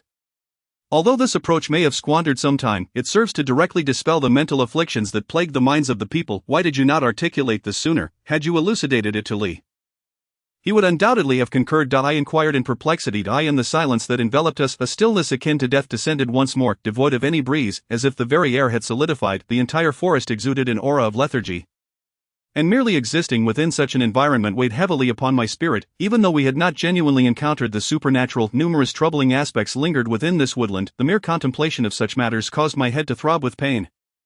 Those unresolvable questions resurfaced uncontrollably in my mind. Why had we lost our memories? What had led us to this very forest? Fortunately, the silence did not persist for long. Lang Feng gestured toward the path ahead, speaking in a tone devoid of any fluctuation. "We have arrived. The intersection that had left us all in a state of confusion now lay within our line of sight." I quickly spotted an arrow pointing to the right etched onto the trunk of a flamboyant tree. A clear indication of the hour marked by Chen. Lang Feng and I lingered at the crossroads for a while, yet the 3 of them were nowhere to be seen. Finally, the weight that had hung over me could be lifted.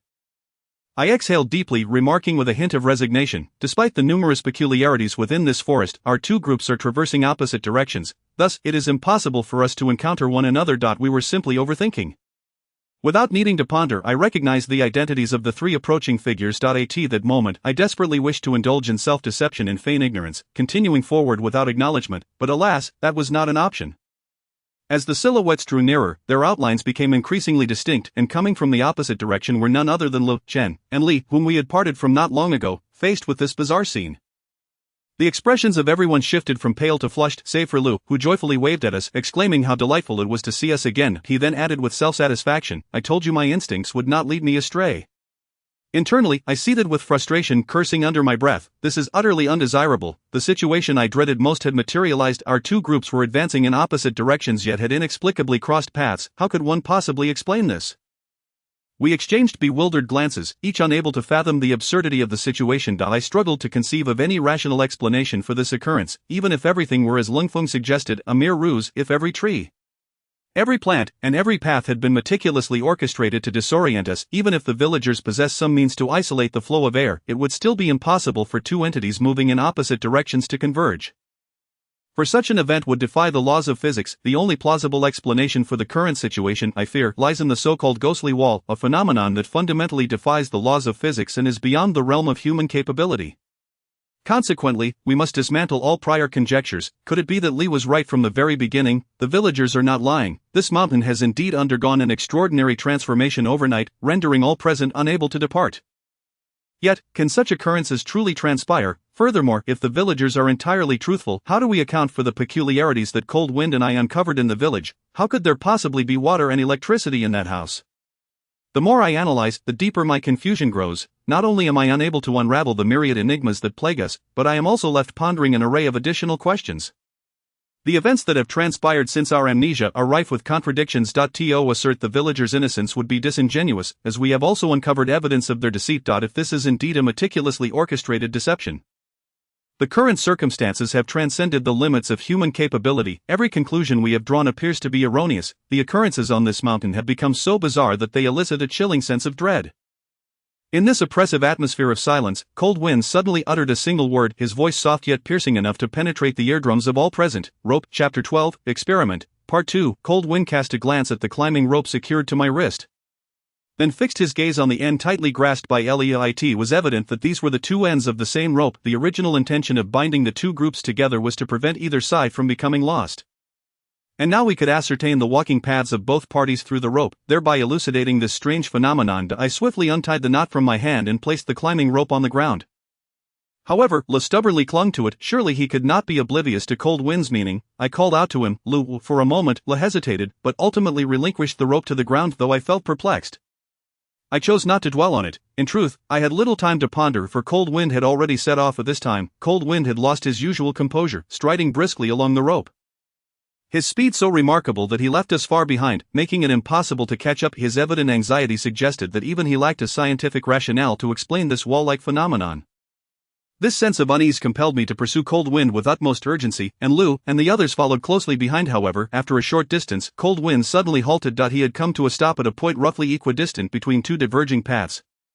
A location where, logically, he should not have paused, yet there he stood, inexplicably motionless, like a marionette with severed strings. Witnessing this peculiar sight heightened my own anxiety, prompting me to quicken my pace toward Cold Wind's position. However, as I drew closer to him, I sensed something unsettling about the Cold Wind. Unconsciously, I slowed my pace and ultimately halted a few steps away from him. The Cold Wind stood rigidly in place, emanating an aura of palpable danger. Alarm bells rang in my mind, and my instincts compelled me to refrain from approaching him any further. After a moment of hesitation, I resolved to inquire about his condition, my voice tentative as I began, "Cold Wind, you." Before I could finish, he abruptly turned to face me, his expression grave and unprecedentedly serious, leaving me momentarily taken aback without allowing me a moment to react. He lunged forward, grasping my collar with one hand and pulling me to the spot where he had just stood, coldly commanding, "Look." I stood there, dumbfounded, gazing at the ropes on the ground, my mind in disarray. Although the climbing rope had been severed into several thinner strands, its essence remained that of robust nylon, far too resilient to be so easily broken. Each slender rope had been tightly knotted together by Cold Wind, a process I had witnessed firsthand, thereby eliminating any possibility of error. Given that it was tied in a secure knot, there was no reason for it to unravel spontaneously. Moreover, the rope had been secured to my wrist. Even the slightest tremor should have been perceptible to me, yet the entire length of the rope had been severed, and how could I possibly feel nothing? Nevertheless, as incredulous as it seemed, the fact remained, it was broken. Lo, with a smile that straddled the line between amusement and mockery, remarked with a strange expression, one that seemed slightly discordant, though I could not pinpoint why, unfazed by Cold Wind's imposing presence. Lo leisurely crouched down to examine the severed climbing rope on the ground. Lo focused intently on the rope in his hands, and before long, the playful smirk faded from his face, leaving no trace of mirth behind. He narrowed his eyes dangerously, his previously smiling lips now pressed into a straight line, his demeanor chillingly serious, as if he had transformed into an entirely different person. The abrupt shift from his usual carefree demeanor to such earnestness was indeed disconcerting. I swallowed nervously, instinctively retreating a half step, seeking to distance myself from Lou, who now appeared distinctly off. At that moment, he seemed to sense my apprehension, lifting his gaze to fixate on me, his eyes brimming with unmasked fury, causing me to freeze in place. "What's wrong?" I asked, forcing the words out, though I was utterly bewildered by the situation at hand. Both Cold Wind and Lee seemed to be reacting in a manner that was decidedly abnormal. White, upon discovering the inexplicable severance of the rope, did they not exhibit surprise, fear, or astonishment? Instead, they appeared consumed by anger. Without warning, Lu hurled the rope in my direction, striking my face. I barely managed to catch it at the last moment. Avoiding the humiliation of being struck by the rope, Lu cast a glance at me, and then, in a chilling tone, articulated each word with deliberate precision. The rope was not broken by force. It was severed by a sharp instrument. Upon hearing this, my heart tightened, and I immediately lowered my gaze to scrutinize the climbing rope that Lu had tossed to me. I was taken aback to discover that the cut at the end of the rope was remarkably smooth. Truly not resembling a break caused by sheer pulling. As Lu aptly stated, such a clean cut could only be made by a sharp instrument, whether it be scissors or the daggers that each of us possesses. This implies that the sudden severance of the rope was not the result of any malevolent force intervening, but rather a deliberate act, committed by one among us. This thought crossed my mind. It felt as though a jolt of electricity surged from my brain to my limbs, causing goosebumps to erupt all over my body. My hand trembled involuntarily as the severed rope fell to the ground with a thud. "Why did you do this?" Lu glared at me and Lingfeng with a fierce intensity, his teeth clenched as he questioned us. Lu was casting suspicion upon us regarding the act of cutting the rope. His hostility towards us was glaringly evident, and the atmosphere became palpably tense. I felt as if he might draw a dagger and plunge it into us at any moment, witnessing the transformation of Lu from someone who was previously somewhat eccentric, but generally amiable, into this hostile figure left me feeling bewildered and at a loss, my palms slick with cold sweat. However, Lingfeng, a formidable character in his own right, remained unfazed by Li's sudden shift. With a mocking lift of his brow, he retorted thus. Lingfeng did not scream in a fit of hysteria, rather, he uttered those two words softly, yet the manner in which he did so conveyed an even greater sense of menace. Li's eyes widened with rage, his jaw clenched as he spat. "At this juncture, you might as well drop the pretense. I advise you to confess quickly, or do not blame me for being merciless. Why did you cut the rope? What are your intentions?" Upon hearing this, Lingfeng instead broke into a smirk, one filled with a provocative implication resembling the usual cheerful demeanor of Do you even realize what you're saying? Why don't you enlighten us on what your intentions are? What? Lu was greatly incensed by Lingfeng's words, the veins on his neck and forehead bulging as he darkly replied, "What intentions could I possibly have? If it weren't for my warning, you would still be blissfully unaware, likely to wander in circles at these crossroads for eternity. This experiment was proposed by me, and my objective is to uncover the cause behind the wall of ghosts. Hence I could never be the one to destroy the clues. Moreover, Chen and Li have remained at my side, never straying even a step, so they cannot be the culprits either. Li shot a scathing glance at me and Lingfeng, mockingly stating, "Then who could possibly be the perpetrator of the rope cutting, if not obvious?" Listening to Lu exacerbate the situation, I felt compelled to retort, "No, we did not cut the rope." Yet, Lu dismissed my protest with a sneer. "Oh really? Then give me a reason to believe you." As I sought to clear my name, I found myself racking my brain for a compelling counterargument to Li's assertions, yet could conjure no satisfactory reasoning. As the proposer of this experiment, Lu indeed had no motive to sever the rope. He could be considered the least suspicious among the five of us present, and thus, during this crucial span of over 10 minutes, both Chen and Li, who had remained alongside him, could also be exonerated from suspicion. The remaining suspects are just myself and Lingfeng. Yet, we certainly did not sever the rope. Am I not fully aware of my actions and inactions? Or is it possible that Lingfeng tampered with the rope right under my nose, while I remained blissfully ignorant? Wait, that does indeed seem plausible. At this moment, Lingfeng suddenly let out a soft chuckle. Chapter 13, Rashomon. After attentively absorbing Lingfeng's words, I was left utterly astonished, my eyes wide and my mouth agape, as a tumultuous storm surged within my heart. Goodness, this is simply overwhelming. I found myself at a loss for words to adequately express my current feelings. Lingfeng's recent discourse had completely upended my understanding, leaving my thoughts in disarray, akin to a typhoon ravaging the landscape, and my mind felt as if it were ablaze. It took me quite some time to regain my composure. According to Lingfeng, he had never believed Li's assertions regarding the phenomenon of ghost walls. In fact, it was precisely because Li proposed such an outlandish hypothesis that it aroused Lingfeng's suspicions. The reason Lingfeng consented to this absurd experiment was neither due to Li's objections nor out of a desire to ascertain whether we had truly encountered a ghost wall. Rather, his true intention was to provoke a slip from Lu. His claim that he wished to conduct this experiment to confirm that these three diverging paths were merely similar locations, thereby alleviating our doubts, was nothing more than a perfunctory fabrication. Foolishly, I had actually believed his casually concocted lies. In truth, Lingfeng had anticipated the outcome of the rope being cut long before it. The tension and unease he had displayed earlier were merely a fade. Rather than an experiment, it was more accurately a test directed at Lu. Upon untangling this web of deception, I belatedly realized that my back was already drenched in sweat, the fabric clinging tightly to my skin. At that moment, I felt as if I had plunged into an icy abyss, a bone-chilling cold seeping into my very core, causing my blood to congeal. If Lingfeng's words were to be taken at face value, Then Lu was an individual of considerable menace. Not only had he concealed his identity among us, but he also deliberately uttered bizarre statements, attempting to lead us astray in our thoughts. His true identity and ulterior motives merit serious contemplation. He could very well be the mastermind behind our collective amnesia. However, I found myself unable to fully trust Lungfeng, for I could not discern whether his words bore truth or falsehood, given that everything he had previously told me was a lie. Who could assure me that his current assertions were genuine, regardless of the reality? Both individuals instilled within me a profound sense of dread. I even began to entertain the notion that everyone was deceiving me. As if I were the sole individual ensnared in a vortex of lies and illusions, remaining blissfully unaware. Though I pondered extensively in my mind, all of this transpired in a mere instant. In response to Lungfeng's accusations, Lu spat dismissively. "Tch, your ability to distort the truth is truly remarkable," he declared with unwavering certainty. "I have long stated that the first fork and the third fork are nearly identical. It is precisely because I found this curious that I proposed this experiment, and the facts have indeed shown that there is something amiss here. It is you who have deliberately severed the rope, destroying the only clue, preventing us from uncovering the truth, and now you dare to slander me." In truth, if viewed from a third-party perspective, Li's argument is not without merit. After all, no one can definitively prove whether the first and third forks we encountered are truly identical. Yet, we certainly did not sever the rope, unless Lingfeng truly tampered with it, but throughout the entire process, the rope remained firmly in my possession. He never even touched it. What could he possibly use to sever the rope?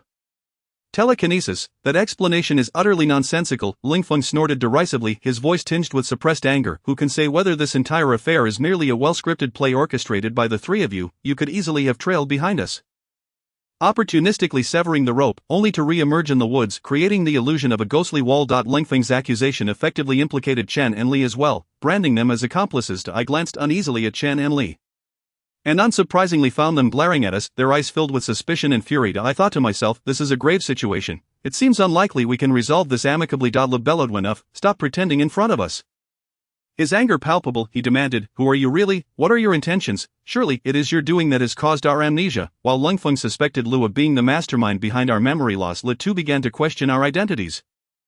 This matter appeared to be devolving into a veritable Rashomon, and the more I listened, the more chaotic it became. I was at a loss as to whom I should trust. "These questions ought to be directed at you," I asserted. "Since awakening from the cage, your behavior has not resembled that of an amnesiac. You have never cared about why we lost our memories, so why the sudden concern?" Lungfeng maintained an inscrutable demeanor, betraying no emotion, which only heightened my unease, for his gaze upon Lu was as cold as that reserved for the deceased. Given Lungfeng's nature, he was fully capable of any action. I vividly recalled the moment he had gripped my throat the previous night. As the atmosphere between the two men grew increasingly tense, their eyes gradually filled with murderous intent, I could not help but worry that they might resort to violence. Moreover, we were all armed with small knives. Should they truly engage, it could result in a fatality. It was impractical for me alone to attempt to restrain these two lunatics, so I looked to Li for assistance, hoping he could avert further escalation. After all, Li was generally a reliable person. Even if he currently distrusted me and Lingfeng, I believed he could discern the gravity of the situation. However, Li simply averted his gaze from me, showing no inclination to intervene in the escalating conflict between Lingfeng and Lu, instead adopting an almost indifferent attitude as he observed their quarrel intensify. I quickly realized he intended to use this opportunity to discern who the true culprit behind the severed rope was. Despite my intense curiosity regarding who might be concealing their identity and deceiving us all, as well as my lack of trust in both Lungfeng and Lu, I cannot stand idly by while they engage in mutual destruction. Uncovering the truth behind the amnesia is undoubtedly significant, yet I do not wish for it to result in a loss of life. Thus, I resolutely positioned myself between the two, closed my eyes, and shouted at the top of my lungs, disregarding all else, "You both need to be quiet." Chapter 14. The break. As soon as the words left my mouth, the world fell abruptly silent. Was it truly that easy? I had anticipated needing to employ considerable persuasion to calm them down. Slowly, I opened my eyes, only to find them both glaring at me with a fierce intensity, as if waiting for me to utter my next words. After my moment of bravado, I immediately felt a wave of cowardice wash over me, wishing I could slap the version of myself from mere seconds ago. It is indeed exhilarating to act boldly in the moment, but the aftermath can be a veritable funeral pyre. Why did I feel compelled to play the role of the peacemaker? Lungfeng conveyed a message through his piercing gaze. "If you dare interrupt me, you had better have something of utmost importance to say, or I will not let you off lightly." Yet, I had no words to offer. Even if I did harbor thoughts, I certainly would not voice them at this perilous moment. Who would risk incurring their wrath? Reluctantly, I steeled myself and stammered, "You should cease your arguments." However, they remained visibly displeased, their murderous gazes still fixed upon me, as if they wished to bore holes into my very being. Had I known, I would have let them bicker to the death, What business was it of mine to interfere? Forcing a smile that was both awkward and polite, I babbled, the sky is nearly darkening. Perhaps we should set up camp and start a fire now, or it will become quite troublesome once night falls. Why don't you both have a good meal and get some rest? You can continue your quarrel when the weather clears. Upon hearing this, Lang Feng turned to scrutinize me with a sharp gaze that sent shivers down my spine, yet he ultimately refrained from further comment. Tacitly accepting my proposal, seizing the moment of Lang Feng's distraction, Lu attempted to sneak up on him from behind. Before I could react, Chen deftly stepped forward, thwarting Li's advance. Frowning, he said, continuing this argument serves no purpose. He shrugged and added, since Yi Chen has suggested it, I suppose I shall reluctantly acquiesce. Yet, scarcely had the words left his lips when Li shifted his focus to me. I regarded him with suspicion. Wondering if he had something to say, I could no longer view Lu as I once did. Anxiety rendered my voice tremulous, his eyes, bloodshot with rage, widened into a menacing grin that seemed to stretch impossibly near to his ears, fade of a smile devoid of warmth. His expression ferocious like a predatory wolf. I was at a loss as to how he managed such a countenance. His distorted and ghastly visage was etched into my mind, an indelible mark that sent chills racing down my spine. I had not wronged you. Why do you seem as if you would relish in my demise? After what felt like an eternity, Lu finally averted his gaze. He turned and walked away, only stopping when he was about 100 meters distant from us. From afar, I observed him retrieving a tent and a lighter, among other tools for starting a fire, which prompted a quiet sigh of relief from me. Thankfully, he refrained from any extreme actions, otherwise, I would have been at a loss for how to resolve the situation. Although I had clumsily used a flimsy excuse to prevent the impending act of violence, the matter was far from resolved. Until the perpetrator who severed the rope was found, it seemed unlikely that we would find any peace. In truth, I felt quite at a loss myself, uncertain of what steps to take next or whom to trust. I recalled having just stopped Lu and considered that his thoughts might mirror my own. Thus, I resolved to speak with him privately, hoping he might possess some valuable insight, and I was also eager to learn what had transpired during the 10 or so minutes he had spent with Lu. I wanted to ascertain whether Lu had indeed been lying. Steeling myself, I approached Chen and said, "Thank you for earlier. If it weren't for you, things might have turned quite troublesome." I discreetly shot him a glance, signaling for him to find an opportunity to speak with me alone. However, Chen shook his head, his demeanor as frigid as ice. "No, I did not assist you," he replied, cautiously retreating as he spoke. I sensed that further arguing would be futile. "For you still had Lang Feng, and the undeniable truth was that he was the one who severed the rope. And no matter how you might argue, it would not alter this fact." I was momentarily taken aback. "Chen, you..." Before I could finish, he turned his back to me. I hastily called out, "You two believe that the rope was cut by us," yet he paid me no mind, striding directly towards Eliot. I stood still for a moment, hesitating, but ultimately followed Chen's retreating figure in silence. They, like Lu, had evidently concluded that I was the culprit behind all these events. A sudden feeling of suffocation enveloped me, akin to having a clump of hair lodged in my throat. I had done nothing wrong. Why was the blame being heaped upon me by each of them? My pent-up anger had no outlet, and in frustration I plopped down onto the ground, unzipping my backpack in search of the tools for setting up camp and starting a fire. Yet I could not resist glancing over at Lu and the others. Lu, Chen, and Li formed a tight circle, whispering to one another. The distance between us rendered their words inaudible, and they deliberately avoided my gaze, leaving me with no opportunity to read their lips. It was clear they were intentionally doing this to prevent me from eavesdropping. Occasionally Lu would glance my way, but his eyes were filled with derision. I couldn't help but wonder what they were discussing. Could it be some scheme against me and Lang Feng? I genuinely feared they might act irrationally, especially with someone as unhinged as Lu present. Had it not been for Chen's intervention, Lu would have already made a move. Meanwhile, Lang Feng was situated not far behind me, tending to his own fire and setting up camp with remarkable efficiency. The tent was taking shape, and he held a large bundle of twigs he had gathered nearby. The cold wind completely disregarded Lu and his companions, as if they were mere phantoms in the air. On the other side, after Lu uttered a few words, Chen and Li nodded almost in unison, suggesting they had reached some form of consensus. A wave of anxiety washed over me as I swallowed hard. I was somewhat concerned they might decide to approach us, each armed with a knife, intent on subduing us before subjecting us to severe interrogation. This scenario was not inconceivable, if I could entertain such thoughts. The deranged Lu certainly could as well, and he would likely act upon them. Their conversation ceased, but fortunately they did not charge at us brandishing knives as I had dreaded. Instead, they merely retrieved camping gear from their backpacks, poles, tarps, stakes, and other tools. The three of them worked in harmonious coordination, swiftly erecting a tent in no time. Thus a distinctly delineated boundary emerged. On one side stood me and the cold wind, while on the other were Lu and his two companions.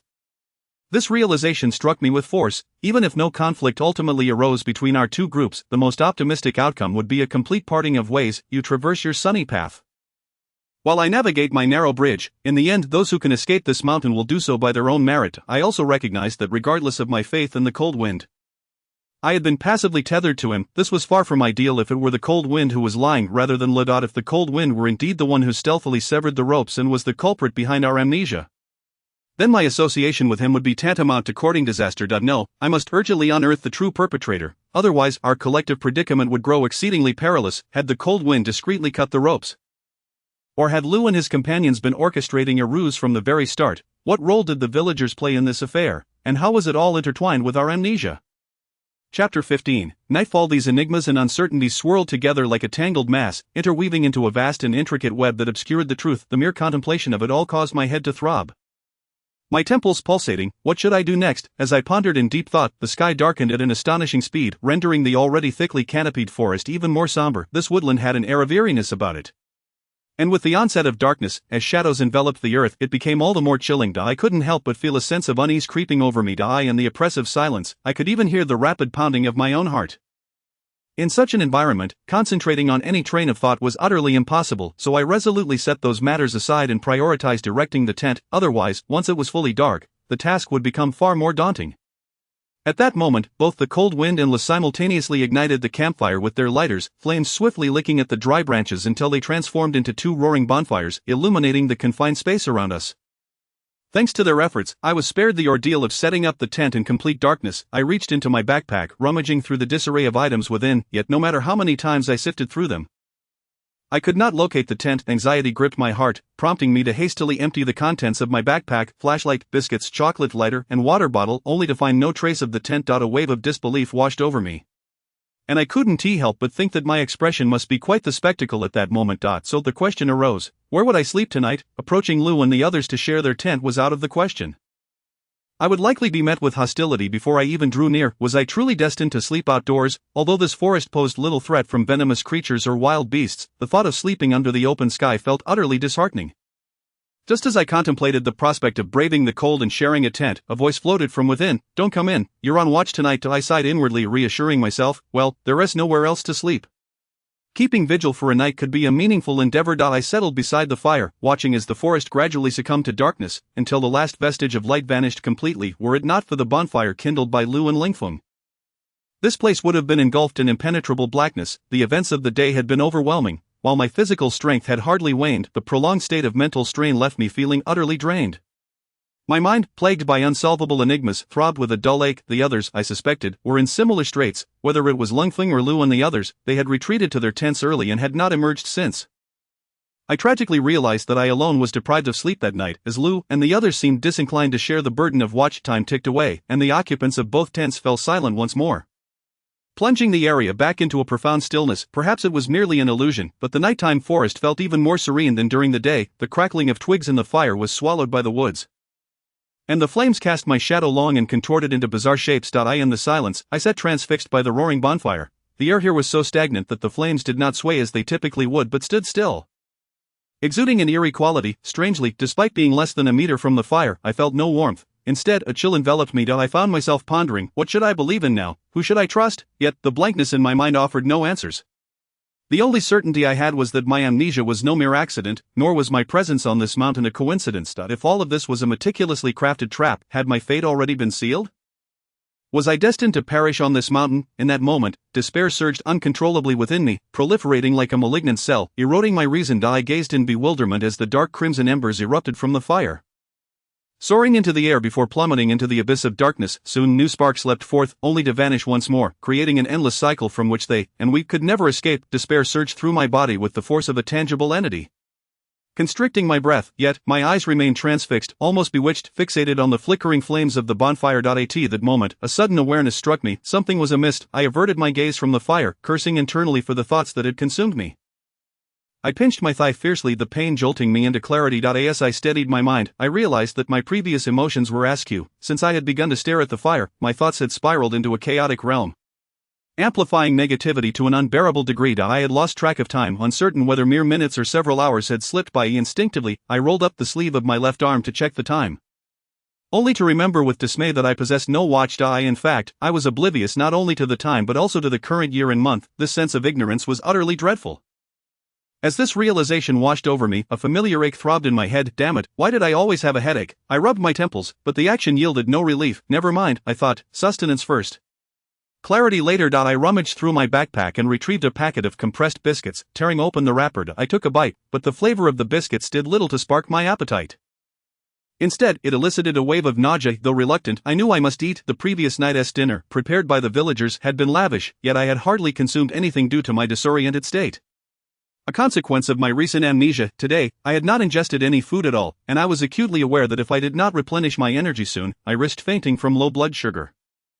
Resolutely, I swallowed the entirety of the biscuit despite my queasiness. However, it crumbled into a powder that clung stubbornly to my mouth, parched and impossible to swallow. The longer the taste of the compressed biscuit lingered, the more intense my nausea became, my stomach roiling as if desperate to expel every last remnant of gastric acid. Chapter 16. The head. I swiftly reached for my water bottle, intending to wash down the remnants of the biscuit powder.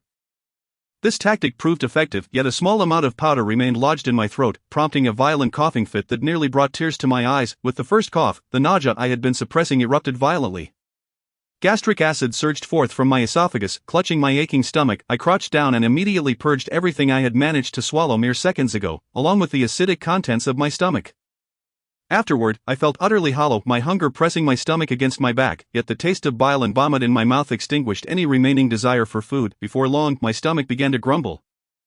Yet the mere thought of the taste of compressed biscuits evoked a wave of nausea. This situation felt rather peculiar. Logically speaking, while the flavor of compressed biscuits may leave much to be desired, they should still be palatable, especially in a state of hunger. Unless one were truly starving, prolonged abstinence from food could indeed lead to feelings of queasiness and vomiting, much like my current predicament.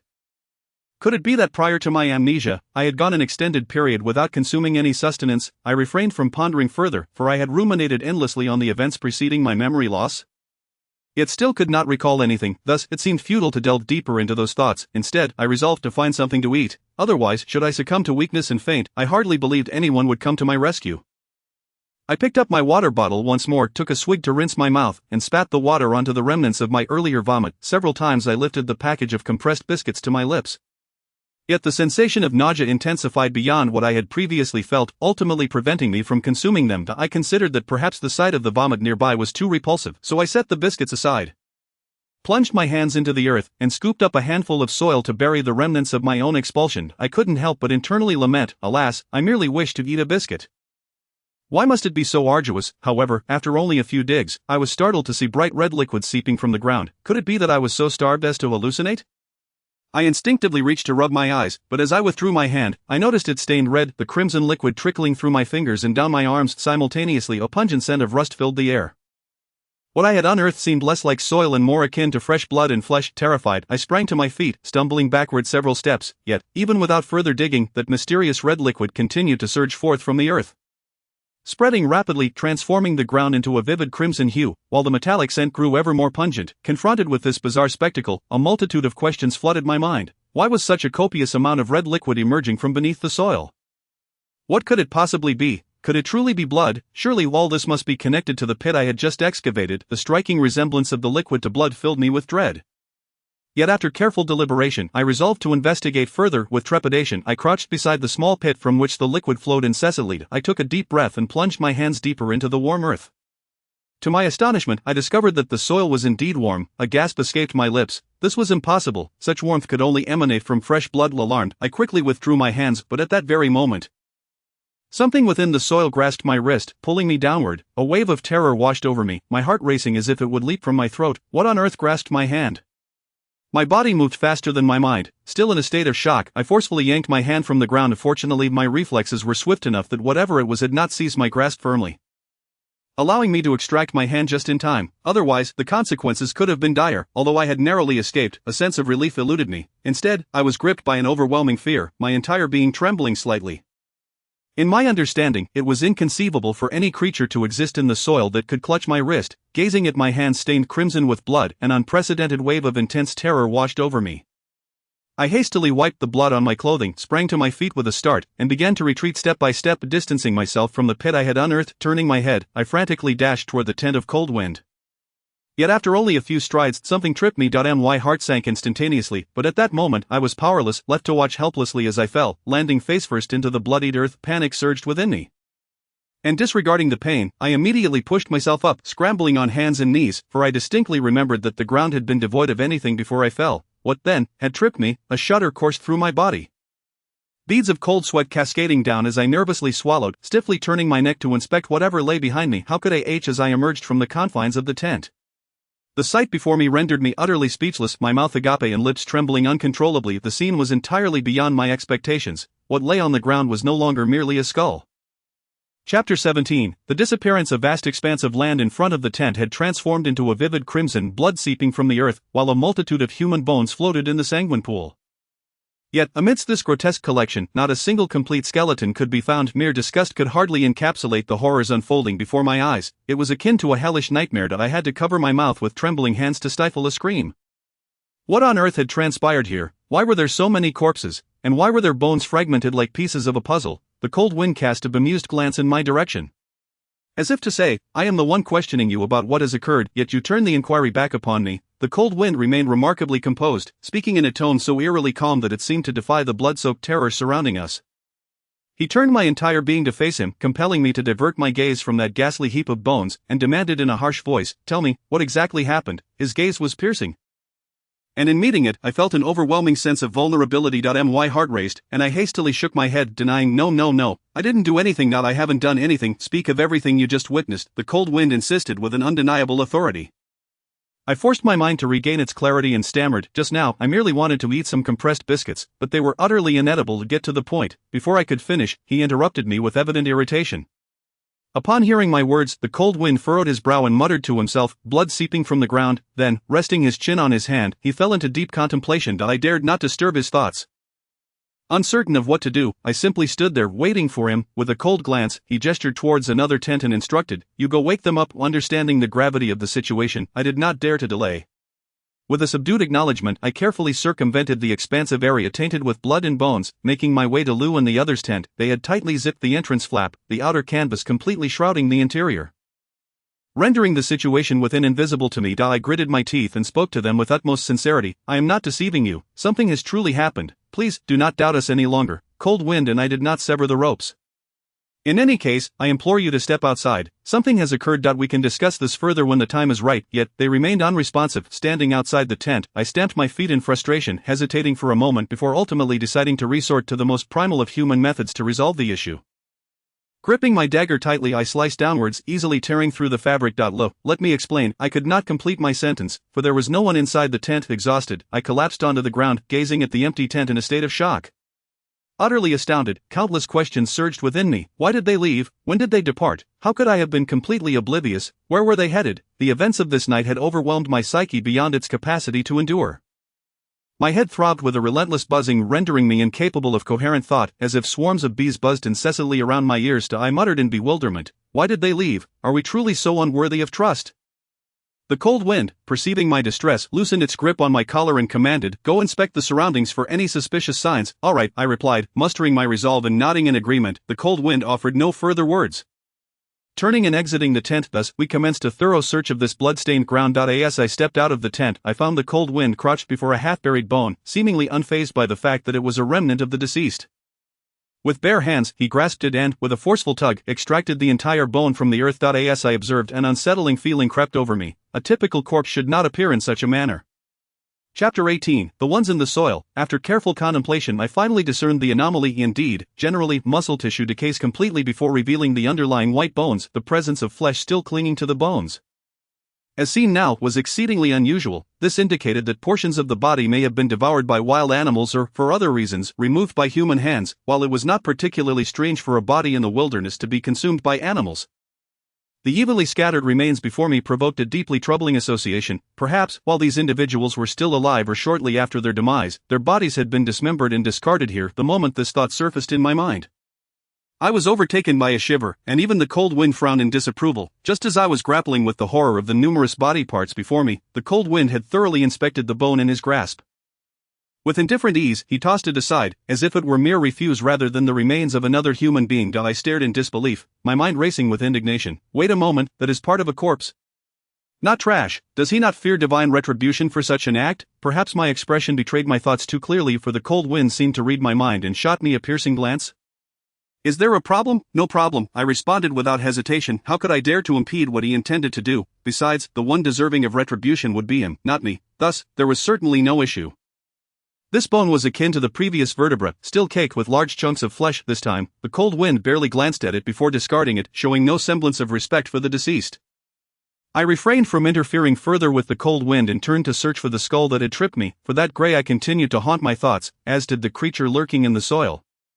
Clutching my hand without release, this was dire. A profound sense of dread enveloped my heart, compelling me to shout anxiously, "Do not plunge your hand into the earth, there is something beneath," as my words escaped my lips. Lang Feng's pupils constricted and his countenance turned ashen. Witnessing this scene, it felt as though a steel wire had tightened mercilessly around my heart. Could it truly be too late? Without hesitation, I rushed to his aid. And within those fleeting moments, a torrent of uneasy fear and guilt surged within me. Had I only been able to warn Lang Feng sooner, perhaps this calamity could have been averted. It was my fault. I had been so careless as to forget such a momentous matter, yet, by the time I reached Lang Feng, he had already wrenched his arm from the soil with sheer force. A wave of relief washed over me, only to be swiftly replaced by horror as I beheld his arm drenched in blood, with several gruesome gashes marring his wrist. My heart raced in terror. I intended to inquire about his condition, but as the words formed on my tongue, they became ensnared, rendering me utterly speechless. Lang Feng stared intently at the wounds on his wrist, and as he slowly rotated his arm, I discerned the full extent of his injuries. There were 5 distinct gashes on his arm, each one deep enough to expose bone, blood gushing forth, the torn flesh taking on a ghastly bluish hue, as though poisoned. Gazing upon this wound, my heart nearly ceased its rhythm. Lang Feng and I exchanged glances, each of us reflecting the same look of astonishment. Our shock stemmed not solely from the severity of the injury but from the horrifying realization we both simultaneously reached. Lang Feng's left arm bore 5 claw marks, 4 aligned along the outer side, and the last on the inner side. The positioning and distribution of these marks bore no resemblance to the work of any wild beast. Rather, they appeared to be inflicted by a human hand. To confirm this, without a word, Lang Feng grasped his left wrist with his right hand, his 5 fingers aligning perfectly with the 5 wounds. Could it be that a human lay concealed beneath the earth? Such a notion was unfathomable. The soil lacked air. Should a person be buried beneath it, they would suffocate in no time, let alone move freely within the confines of the ground. Yet the wounds on Lang Feng's arm undeniably suggested that there was indeed someone, or something, beneath the surface, at least of being reminiscent of humanity. My mind was immediately flooded with a multitude of horrific associations, sending a chill down my spine. Merely standing upon this blood-stained earth rendered me profoundly uneasy. I suppressed my discomfort and, with a tinge of guilt, inquired, "Is your hand all right?" After a brief moment of astonishment, Lang Feng swiftly regained his composure. His 5 ghastly wounds continued to bleed, yet he seemed entirely unfazed by the pain, nonchalantly shaking his head and uttering a dismissive "I'm fine." In that instant, I was finally convinced that Lang Feng was truly a madman, his level of insanity rivaling that of Lu, for how could a rational person, having sustained such severe injuries, behave as though nothing had happened? Had it been me, I would have likely been rendered utterly paralyzed by fear. Nevertheless, I felt an overwhelming sense of guilt regarding Lang Feng's injury. Had I not forgotten to warn him, he would not have recklessly thrust his hand into the earth and thus would have avoided these grievous wounds. Moreover, the wound runs deep, and at this very moment, we find ourselves ensnared upon this mountain, bereft of medical aid and supplies, uncertain of any lingering repercussions that may follow. Are you certain? Should we perhaps tend to the injury first? I inquired cautiously. The cold wind, however, paid no heed to my concern, casting a fierce glare in my direction, impatiently retorting, "No, just mind your own business." With that, he lowered his gaze, fixating intently on his injured left arm, furrowing his brow in contemplation, seemingly disinclined to engage further with me. I pondered whether this was a matter of pride. After some reflection, I refrained from pressing the issue of his injury. I cleared my throat, composed my expression, and shifted to a matter of greater significance. "Can you discern what it was that grasped you moments ago?" Though I had already formed an inkling, hearing it uttered by the cold wind sent a chill down my spine, involuntarily causing me to shudder. Chapter 19, The Terrifying Truth. With a tinge of uncertainty, I ventured to speak, beads of cold sweat trickling down my forehead. So, are you implying that a living person is concealed beneath the very soil we tread? And that it endeavored to drag us down with it? Upon finishing my sentence, I anxiously regarded the cold wind, awaiting his response. My mind was a tempest of confusion, and I pressed him urgently. Is it truly possible for a person to remain in the oxygen-deprived earth for such an extended period, or is that entity not human at all? Could the multitude of dismembered corpses scattered about be connected to it? The more I contemplated, the more convinced I became of this grim reality. Otherwise, how could one explain the scattered remains? Unbeknownst to me, my palms were slick with cold sweat, and my heart raced to my throat. The cold wind remained silent, his gaze lost in the flickering flames of the distant bonfire, as if he had not heard a word I uttered. I felt like a lone ant on a hot stove, restless and agitated, while he remained ensconced in his thoughts, unwilling to divulge what occupied his mind. From the inscrutable expression on his face, I could glean nothing of his musings. Perhaps it was best to rely on my own judgment. After much deliberation, I concluded that our safest course of action would be to leave this place as swiftly as possible. Despite the many tragic fates that had befallen those here, their remains strewn across the ground. The departed were beyond our aid, we could not jeopardize our lives to inter them. Moreover, I believe they would prefer not to share their resting place with that entity underground. Casting a sweeping glance over this accursed land that had claimed so many lives, I proposed, "Shall we depart from here?" I had never anticipated the cold wind would so decisively refuse, his retort spilling forth with fervor, "But this is far too perilous, there exists a dangerous being beneath the earth. Furthermore, is it truly imperative that we unravel the mystery of this situation? Shouldn't our immediate priority be to find a way off this mountain?" Upon hearing my thoughts, the cold wind shot me a piercing glare. As if he sought to carve a piece of flesh from my very being, he offered no explanation, merely reiterating with deliberate clarity, "I have stated, we shall not leave this place until we unravel this matter." I found myself somewhat daunted by his imposing presence, yet I did not yield easily, for remaining here was undoubtedly unwise. I am no fool, I am acutely aware that the events transpiring in this place may not be so straightforward. And they might even involve the villagers' conspiracies and our own amnesia. Nonetheless, the risks of staying here are exceedingly high. I certainly do not wish to be dragged into the ground by that sinister creature, only to be cleaved into pieces like a watermelon in a fruit platter. Should one perish, what use is it to uncover the truth in the end? Thus, I steeled myself and firmly refused, saying no. Before I could finish, I was abruptly interrupted by a cold wind. "You are too noisy." The expression on Cold Wind's face turned icy, laced with a hint of malice. That he showed no regard for my consent and directly commanded, "You are responsible for continuing the search here. It is imperative that you account for every bone." "What?" I gasped, my eyes widening in astonishment. "You want me to excavate all the bones from here?" I thought he must be jesting. However, Cold Wind's demeanor was utterly serious, leaving no room for humor. "Trembling," I replied, but once again, Cold Wind interrupted me, slightly raising his bloodied left hand, and lightly uttered, "Who did this?" At that moment, I was rendered speechless. It was indeed my negligence that had led to Cold Wind sustaining such grievous injuries. He was repaying a debt of gratitude, and such words left me with no option to refuse. I could only let out a resigned sigh and reluctantly utter, "Very well. Do you truly expect me to unearth all the bones from the soil? Why must we do this?" I persisted with my inquiries. Cold Wind offered no explanation, simply raising an eyebrow. "What, do you wish for me, in my current state, to undertake this task?" I understood then that I must console myself internally. Very well, Cold Wind must have his reasons for putting me at such peril to retrieve the bones from the earth. As I speculated about his motivations, I gritted my teeth and crouched down, following the thought process of a madman. What could Cold Wind possibly intend? Suddenly, an idea struck me. Could it be that he wanted me to serve as bait? To draw out that thing lurking beneath the ground, allowing him to exact revenge for his earlier injury? It seemed there might indeed be some merit to this notion. As this thought crossed my mind, I couldn't help but steal a glance at Cold Wind. I placed the bones of the deceased that I had unearthed upon the ground beside the flickering campfire, yet as I endeavored to reconstruct the complete form of a body, I became acutely aware of a chilling reality. Indeed, the area was replete with the remains of the dead. Nearly every part of a human body could be found, the majority of which were vertebrae. I had initially presumed there would be at most 2 or 3 skeletons present, but a single individual possesses only one spine, and each vertebra signifies a life lost. Thus, the corpses beneath our feet far exceeded mere 2 or 3. The chill of the wind, too, seemed to acknowledge this grim truth, yet in the face of such numerous lives extinguished, it remained utterly indifferent, its expression betraying no hint of emotion. I found myself perplexed by the coldness of this entity. Moreover, I had followed its instructions to excavate all the bones, yet it continued to stand there in silence, lost in its own thoughts. However, my attention had shifted away from this cold figure, for in addition to the abundance of vertebrae, I noticed an unusual absence. Amidst the multitude of bones, the skulls were conspicuously missing, including the very head that had caused my fall moments prior. Where had the head with the singular grey eye vanished to? Why were the other skulls absent? Could it be that they had all been taken by whatever lay beneath the ground? What manner of being was it, human or something altogether different? What was its purpose? The more I pondered, the greater my agitation grew, an icy dread creeping along the nape of my neck. The situation had long since spiraled beyond our control. Remaining here, we both risked our lives. Chapter 20, The Amulet, Part 1. That madman Cold Wind may have been unafraid of death, but I was filled with trepidation. I had no desire to meet an inexplicable demise here, yet Cold Wind remained silent, fixated on the distant glow of the flames, his eyes appearing somewhat vacant, as if he were lost in a haze of confusion. After a series of bizarre occurrences, I had become as skittish as a startled bird.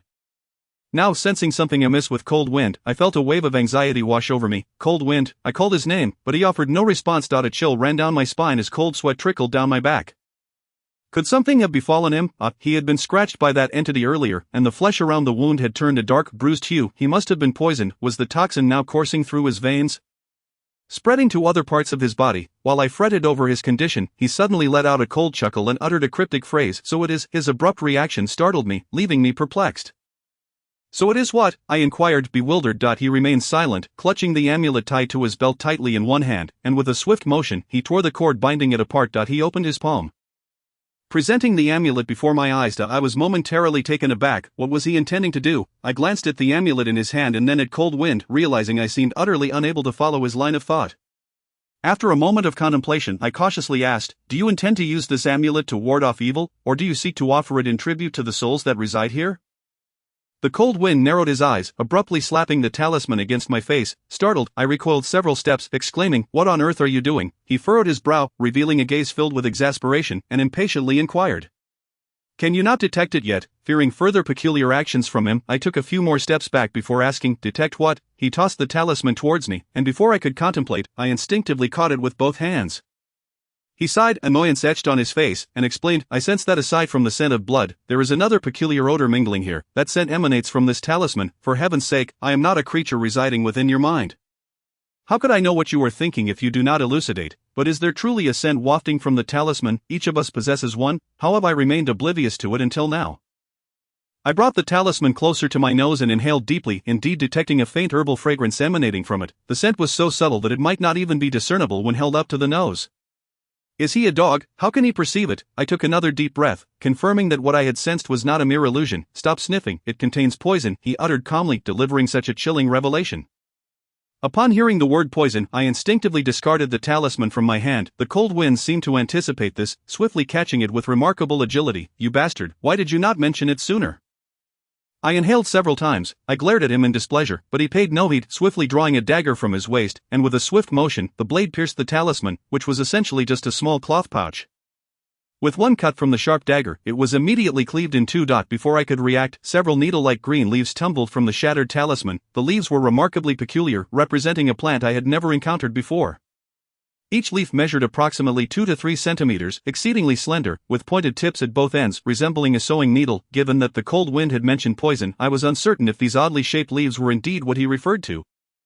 But I dared not touch them recklessly. In addition to these mysterious leaves, a folded white paper lay within the torn cloth pouch, which I presumed was the talisman paper. In truth, the moment the Cold Wind mentioned poison, a myriad of thoughts raced through my mind like a revolving lantern. I seemed to grasp something yet could not pinpoint it. I looked towards the Cold Wind for assistance, awaiting his explanation. But he signaled me with his eyes to be silent and not disturb him. He methodically pinched the white paper between his thumb and index finger, unfolding it. To my surprise, the paper was not inscribed with the runes I had imagined. Instead, it was entirely filled with those needle-like leaves. The Cold Wind spoke in a calm yet chilling voice. "These leaves are the cause of our hallucinations. This is a hallucinogenic plant that emits a gas with almost no discernible scent. Upon inhalation, it induces a myriad of illusions, and its potency is remarkably intense." He paused momentarily before continuing. "This mountain poses no issues. The real concerns lie within ourselves from the very moment we encountered the talisman. Everything we have experienced has been mere illusion. All the bizarre occurrences are mere products of our imagination." As the Cold Wind narrated, the truth gradually surfaced, leaving me utterly astounded, my mind a blank slate. As if a thunderclap had erupted within my brain. So astonished was I that my speech faltered, and I could only stammer, "If everything we have encountered is a product of our imagination, then what is truly real? What have we been doing these past few days?" The Cold Wind shook his head, refuting my inquiry. "It cannot all be false. For instance, the bones and corpses we see before us undoubtedly exist. Otherwise, I would not be able to detect the peculiar scent amidst the odor of blood, nor would I have discovered the hallucinogenic plant concealed within the talisman. However, as for the veracity of other events, we may find it challenging to discern truth from illusion. Our experiences are likely a blend of both. In our perception, reality and hallucination have long since merged, rendering them inseparable." As I listened to the Cold Wind's methodical analysis, a sense of caution arose within me. Beneath his composed demeanor lay a suppressed intent to kill, yet I could discern no signs of shock or fear in him. His gaze remained calm, to the point of unsettling me. I truly did not wish to doubt the Cold Wind. However, given the multitude of unusual occurrences thus far, coupled with my disorientation from lost memories, I felt compelled to tread carefully. Taking a deep breath to steady my racing heart, I retraced the events from the beginning and soon discovered something amiss. The talisman indeed emanated a faint herbal scent, but it was so subtle that it would be imperceptible unless one leaned in closely to sniff it. In this moment, the talisman rested in the Cold Wind's hand while I stood a mere step away, yet all I could detect was the smell of blood. How had the Cold Wind discerned it? Even if hypothetically his sense of smell surpassed that of a dog, could he truly identify the hallucinogenic plant hidden within the talisman solely from a peculiar scent and deduce that we have been under its influence all along? It seemed far-fetched. After a moment's hesitation, I resolved to take the risk and probe further, for I still wished to trust the cold wind. Nervously clenching my teeth, I straightforwardly asked him, "You deduced all of this based solely on that faint scent?" Chapter 21, The Talisman, Part 2. Upon hearing my words, the cold wind's lips curled into a smile, clearly seeing through my inner calculations, yet he remained silent for a time. Fortunately, my apprehensions did not materialize. The cold wind gazed at my shifting expressions with keen interest, and after a brief pause, he slowly began to explain. It was not solely due to that peculiar scent that I sensed something was amiss. In truth, from the moment I entered the woods, I realized something was off. What? You knew from the very beginning? I gazed in disbelief, my eyes wide open. Why didn't you say so earlier? Cold wind, clearly displeased, shot me a glare, compelling me to reluctantly close my mouth and await his continuation. Firstly, the eerily silent woods devoid of airflow were decidedly unnatural. Then, we continuously encountered forked paths, where two groups of individuals moving in opposite directions bizarrely crossed paths. Furthermore, beneath the earth, a hand grasped my arm, attempting to drag me into the ground. Do you not find everything we have encountered utterly absurd? I nodded without hesitation, for the matters cold wind had mentioned were indeed far beyond the realm of reason. I had pondered the underlying causes of these phenomena countless times in my mind, yet to no avail. Cold wind continued, saying, if it were merely one or two occurrences, it could be attributed to the peculiarities of this place. However, given the multitude of incidents, the issue undoubtedly lies with us. Thus, when I detected that faint scent of herbs which should not exist, I surmised that it was likely this aroma that had affected our faculties. Upon finishing, cold wind smirked, a mocking smile gracing his lips, and unabashedly quipped, "So, are you satisfied with this answer?" Cold wind's explanation was both reasonable and coherent, allowing me to set aside my suspicions of him. Yet, his blunt revelation of my thoughts rendered me somewhat embarrassed. I could only muster a strained smile and reply, "Yes, I am satisfied." And now that we understood that the hallucinogenic plants within the talisman were the true culprits behind the strange occurrences, the identity of the one who severed the rope became inconsequential. Firstly, we were all under the influence of the drug. Whatever actions we took were not of our own volition. Secondly, the rope may not have been severed at all. Perhaps, under the influence of the hallucinations, we mistakenly believed it was cut. Though this could not be substantiated, it was certain that Cold Wind and Lou were innocent. No one had deliberately severed the rope. Nor was anyone lying. This was merely a misunderstanding stemming from erroneous perceptions. Cold Wind, however, coldly remarked, "I do not care about their lives or deaths." Upon hearing this, I was momentarily taken aback, unsure of how to react. Although I had long recognized that Cold Wind was no benevolent soul nor a compassionate person, if we did not inform them of the poisonous substances concealed within the talisman, they would indeed wander in circles on this mountain under the influence of hallucinations, until death claimed them. Did Cold Wind truly intend to stand by and watch them perish? Was it merely because Lo had once doubted him that he would heartlessly allow him to die? Though Cold Wind's indifference towards the lives of others infuriated me, ultimately, it was his personal choice. I had neither the right nor the means to alter his decision. With a sense of resignation, I cast a glance his way and remarked, "Then I shall seek them out myself." Before striding alone towards the tent, however, upon reaching Lee's tent, I found it completely empty. They had taken everything except the tent itself, leaving nothing behind. In truth, this is quite normal. Having firmly concluded that we are indeed the culprits who severed the ropes, they would naturally seek to distance themselves from us, ensuring that no traces are left behind to afford us the opportunity to uncover their whereabouts. As I emerged from the tent, tinged with disappointment, I caught sight of Ling Feng, who greeted me with a smile that bore an unsettling significance. No need to search any further. I am well aware of their location. His voice resonated clearly in my ears. I paused in surprise, quickly realizing that Ling Feng was evidently poised to derive amusement from my predicament, waiting until I had scoured the tent thoroughly before revealing this information. A surge of indignation ignited within me, yet I found myself compelled to maintain my composure and inquire, "Where are they? How do you know? Do you not find it peculiar that the three of them have changed somewhat?" Ling Feng countered without answering. I furrowed my brow, perplexed, and asked, "What are you talking about?" At that moment, Ling Feng stood beside the campfire, half his face illuminated by its glow, while the other half remained shrouded in shadow. Exuding an indescribable eeriness, since we had separated into two groups and subsequently reconvened here, the three of them had indeed seemed somewhat off. He spoke in a tone devoid of inflection. As I listened to Ling Feng's words, an inexplicable dread washed over me, sending involuntary shivers coursing down my spine, yet I remained none the wiser regarding his intent, prompting me to press further. "What seems amiss?" Ling Feng crossed his arms and meticulously articulated, "You must have noticed, too, Lu does not seem particularly concerned about the amnesia nor our ability to escape this place, hence, it stands to reason that he would not erupt in fury over the matter of the ropes." especially to the extent of engaging in a heated argument with me. Conversely, given Li's disposition, it is illogical for him to remain passive while we are at odds, merely standing by without intervening. Lang Feng's own demeanor was consistent. Had he already ascertained that Lu was the one responsible for severing the ropes, he would hardly engage in idle chatter with him, perhaps opting for immediate action instead. It appears that Lang Feng had long harbored intentions to test their authenticity. He continued, moreover, I have previously stated that individuals progressing in opposite directions cannot possibly encounter one another. This fundamentally contravenes the laws of physics. Thus, the three individuals we encountered here are not the genuine articles. Lang Feng's expression suddenly morphed into something quite peculiar, a blend of 3 parts resignation and 7 parts disdain, attributing it to the hallucinogenic plants that induced such illusions. If my conjecture holds true, the 3 figures we beheld were merely figments conjured by our minds. Lang Feng maintained an astonishingly calm demeanor as he spoke. Upon finishing his words, he slowly turned.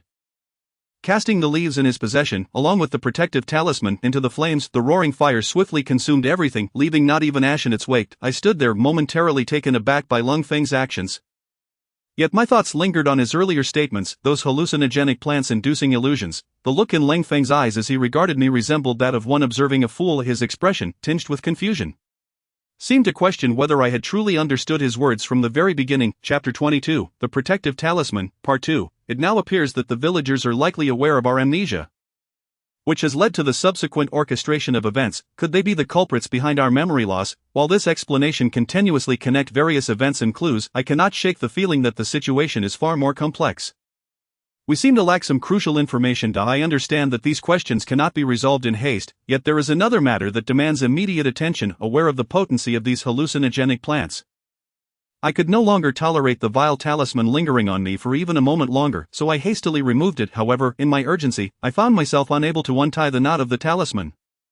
My fingers became raw, yet the talisman remained stubbornly affixed to my belt. Frustrated, I drew my dagger and severed the cord without a second thought, tossing it into the flames. Lang Feng cautiously observed the talisman crackling in the fire, and only after it was reduced to ashes did he turn his gaze to me and say, according to my hypothesis, the effects of those leaves should be capable of manifesting certain thoughts and notions from our subconscious into our conscious awareness, leading us to mistakenly believe that they are reality. I do not know the origin of those leaves, nor the components that enable this phenomenon, but the principle is undoubtedly as I described.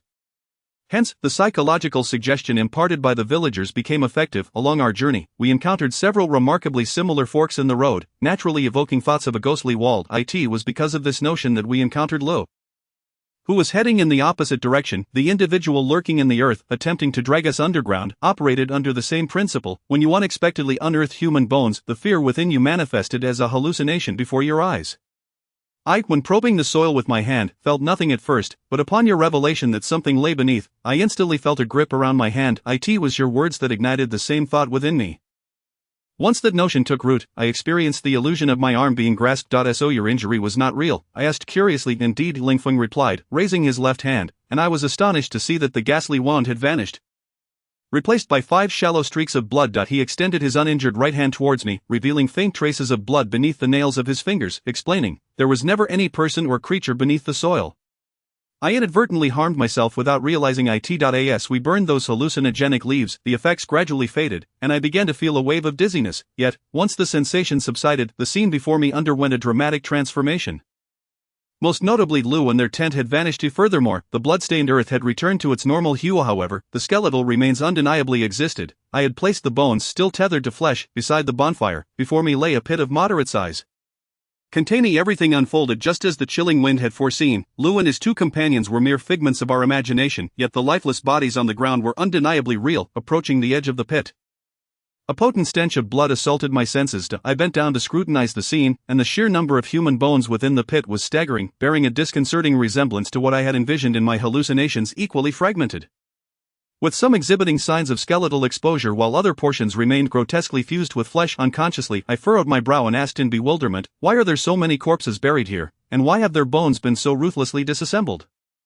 The chilling wind scoffed, you truly have a penchant for meddling, don't you? Each of these bones represents a life lost. Spare me the guessing game. If you know anything, just spill it. I blurted out in exasperation. Yet, the chilling wind merely curled his lip in disdain, asserting, how the hell would I know why so many dead are interred here? And indeed, while the chilling wind's reasoning abilities were impressively erratic, It was improbable that he possessed no knowledge at all. It dawned on me that I had been overly reliant on his judgments, a realization that filled me with unease. I could not allow myself to be led by him indefinitely. Recognizing this, I instinctively felt a surge of apprehension. I mustn't allow him to dictate my every move. I awkwardly chuckled a few times to mask my discomfort. Before he could finish speaking, I hastily dashed to the tent, retrieving the backpacks belonging to both myself and the Chilling Wind. Now that I knew their whereabouts, we must seek them out. However, the Chilling Wind did not reach for the backpack I held. In a state of frantic urgency, I exclaimed, "We need to quickly retrieve their talismans. Otherwise, the hallucinations will drive them mad." Yet, the Chilling Wind remained unmoved. I instinctively clenched my fists, a wave of unrest and anxiety washing over me.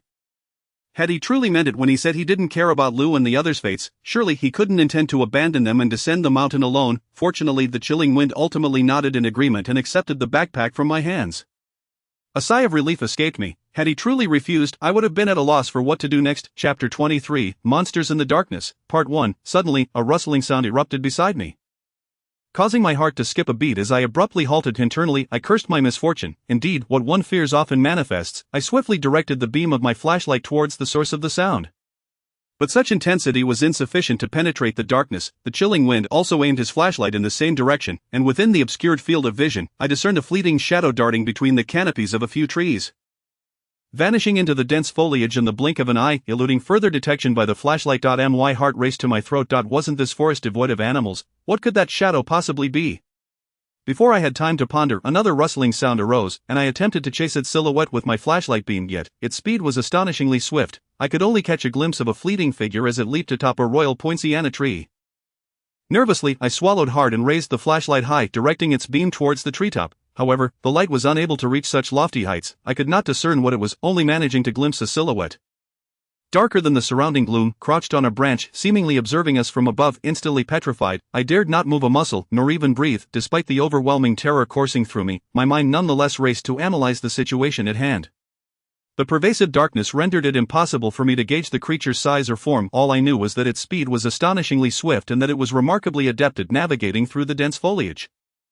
Beyond that, I was left in utter ignorance. This ominous presence was undoubtedly part of their strategy, and in that moment, I found myself ensnared in a predicament of imminent assault. A chill gripped my heart. For this alone affirmed the creature's intelligence was not to be underestimated, and I was engulfed by a profound curiosity. What precisely were they? I gripped my dagger tightly, prepared to strike at a moment's notice. The rustling sounds grew increasingly distinct, signaling that they were drawing nearer. Although I was not entirely defenseless, my heart raced uncontrollably, cold sweat pooling in my palms, nearly causing me to drop my weapon. Soon, a piercing shriek zipped past my ear, sending every hair on my body standing on end. Just as I drew my blade, a sudden blinding flash assaulted my vision, a sharp pain searing through my eyes. I blinked furiously, but all I could see was an overwhelming white haze. Fortunately, the pain subsided quickly, and my sight gradually returned to normal. To my astonishment, I then perceived that Lung Feng was holding the flashlight. Illuminating me, infuriated, I raised a hand to shield my eyes from the glare and erupted, "What the hell are you doing? You nearly scared me to death." Lung Feng regarded me with a disdainful gaze and replied coolly, "It's nothing more than the sound of the wind, not a beast." No sooner had he spoken than a rustling noise swept past me, accompanied by a chill that penetrated my skin. It dawned on me that the rustling was merely the sound of the wind rustling through the leaves. I realized that the lingering effects of those hallucinogenic plants had distorted my perception, leading me to mistake the wind for some monstrous entity. How utterly embarrassing to have mistaken the sound of the wind for a fearsome creature. Especially with Lang Feng witnessing my folly, I felt the heat rise in my ears. I was immensely grateful for the enveloping darkness, for had it been light, I would have surely sought refuge in a crevice. Lang Feng scoffed, "I truly wonder what resides in that head of yours. It was merely the sound of the wind. How could you associate such notions with it?" he lamented, his tone surprisingly sincere. The tension in my temples throbbed, yet I gritted my teeth and refrained from lashing out. I, too, pondered that very question. Had I committed some transgression in a past life to find myself trapped here with him? The cold wind directed the flashlight towards the sky. Although the clarity eluded me, I had already deduced that no creature lurked there. The shadow I perceived was merely an illusion created by the rustling leaves stirred by the breeze, compounded by the lingering effects of the hallucinogenic substances within me, which had led to such a grand misunderstanding. Nevertheless, through this experience, I have gained a profound understanding of how these substances truly affect us. The cold wind did not linger for long, continuing its forward march, while I followed closely behind, observing his retreating figure. The sounds of the wind signified that the effects of the drugs had dissipated, freeing us from the grips of illusion. Rarely did the cold wind speak in a normal tone, devoid of his usual sarcasm. I could not ascertain whether it was the absence of hallucinatory influences or the occasional mountain breeze that invigorated the forest. banishing the oppressive silence. Either way, I felt a remarkable lightness, as if I had shed my shackles. Moreover, I must admit that a breezy forest is far more pleasant. The cool mountain air dispelled the stifling heat among the trees and carried away the remnants of our sanguine scent. The sensation of the wind caressing my face was utterly refreshing. The suffocating silence, too, gradually faded with the gusts of wind. Chapter 24, The Monsters in the Darkness, Part 2. I had not slept for a day and a night. And given the multitude of events that had transpired, my mental fatigue had long surpassed its limits. As soon as my taut nerves began to relax, I found myself succumbing to drowsiness. The cold wind, however, seemed to possess a keen awareness, for my weariness elicited a sharp glare from him. With a faint smile, he remarked, "You really have a remarkable sense of calm, don't you, at a time like this? You can still doze off. Aren't you afraid it might cost you your life?" I had grown accustomed to the cold wind's manner of speaking, so I paid little heed to his words. Besides, I was simply too exhausted, almost yawning uncontrollably. I could not help but mutter in my mind, "You just had a comfortable sleep in the tent. Of course, you wouldn't feel tired. You left me to stand guard all night. And yet you dare to make such flippant remarks." As I trudged along, fighting off sleep, I seemed to notice the cold wind swaying to one side. Was I too fatigued? I rubbed my eyes to regain some clarity, only to realize that it was not the cold wind who had tilted, but rather the path beneath our feet that sloped gently to the right. Instantly, my weariness vanished, and upon closer inspection, I observed that the ground had taken on a discernible incline, no longer as flat as the asphalt roads I was accustomed to. A surge of joy coursed through me. This was indeed a much simpler matter. If we merely followed the slope downward, we would effortlessly escape this mountain without needing to concern ourselves with those cursed forks in the road. Unable to contain my excitement, I took a decisive step forward and shared my revelation with the cold wind in a rapid torrent of words. However, he regarded my discovery with indifference, lifting an eyebrow and casually stating, "You don't genuinely believe that you would think of something I couldn't, do you?" Suddenly, his expression darkened, and he scowled with displeasure, his teeth grinding audibly. I could only ponder what sort of drug they had employed to so thoroughly distort our consciousness and senses that we remained oblivious to the fact that the ground beneath us was, in reality, slanted. We walked in silence, one after the other, until we arrived at the third fork in the path, where we opted for the rightward direction. After approximately 10 minutes, we encountered the anticipated fourth fork along our journey. Almost simultaneously, we spotted 3 familiar figures gathered around a campfire in the distance, seemingly engaged in discussion. Lu was the first to sense something amiss. He turned to glance in our direction. Chen and Li, noticing Louis' movement, likewise turned to look. Upon recognizing our figures, they simultaneously exhibited expressions of astonishment. Li, at that moment, stood up and hurried over to me, striding with urgency and firmly patting my shoulder. "Where have you two been? You had us all worried." Though he feigned reproach, the joy on his face was unmistakable. Observing their warm demeanor, I realized they were indeed real, not mere figments of my imagination.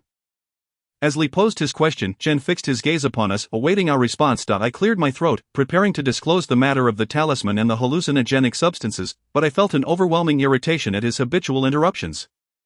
I intended to voice my thoughts, yet under his piercing gaze, I found myself compelled to remain silent. At that moment, as I and the cold wind locked eyes, the three of them engaged in a silent exchange of glances, culminating in Li suggesting, "Let us sit down and discuss this further." Chapter 25, Monsters in the Dark, Part 2. Li regarded us with a hint of guilt, although he did not apologize for his decision. He gravely stated, "Fortunately, you have returned unscathed, without missing limbs. Otherwise, I fear I would never find peace in this lifetime." Lis decision, in truth, was defensible, not to mention others. Even the cold wind beside me would have undoubtedly made the same choice under such circumstances. Perhaps even more resolutely. I harbored no intention of blaming Li, yet, given that this matter involved personal stakes, the atmosphere in the room suddenly grew tense. His words astonished Chen and Li, for my garments were entirely black, and with the blood having dried, it was nearly imperceptible. I remained baffled as to how Li had discerned this. "Are you injured?" Chen's countenance shifted dramatically, his voice laced with concern. I was taken aback, astonished at how he had come to that conclusion. Lu wore a smirk of triumph, saying, "Your expression tells me I was right." The cold wind seized Lu by the collar, compelling him to face him. In a fierce tone, he demanded, "How did you come to know all of this?" With an unwavering smile, Li naturally grasped the hand of Lungfeng that clutched his clothing, gently prying each finger away. As he did so, he continued to speak nonchalantly. "If the blood on the garment originated from Qing, then he must have long succumbed to excessive blood loss, even if he had miraculously survived. He should be left with but half a life, yet he moved with such ease, entirely untroubled by any injury. This indicated that he was not the source of the blood, since the blood was not his. It must belong to another. Qing's clothing remained intact, and he bore no bruises or abrasions on his face or hands, suggesting he had not engaged in any altercation. In this world, one does not simply lie down and allow another to inflict wounds upon them. Thus, the conclusion is that the other must have been a corpse all along. As I listened to his meticulous analysis, a chill ran down my spine. He not only perceived every subtle detail about me but also deduced conclusions that aligned perfectly with the truth. Leaving no room for error, his terrifying deductive skills mirrored those of Lingfeng. Instinctively, I glanced at Lingfeng, who raised an eyebrow, a flicker of doubt crossing his eyes, yet he ultimately relinquished his grip on Li's hand. A wave of frustration washed over me, and I silently muttered, "Li is inquiring of me, not you, why interject?" However, I had grown accustomed to this and was too weary to argue. He could do as he pleased.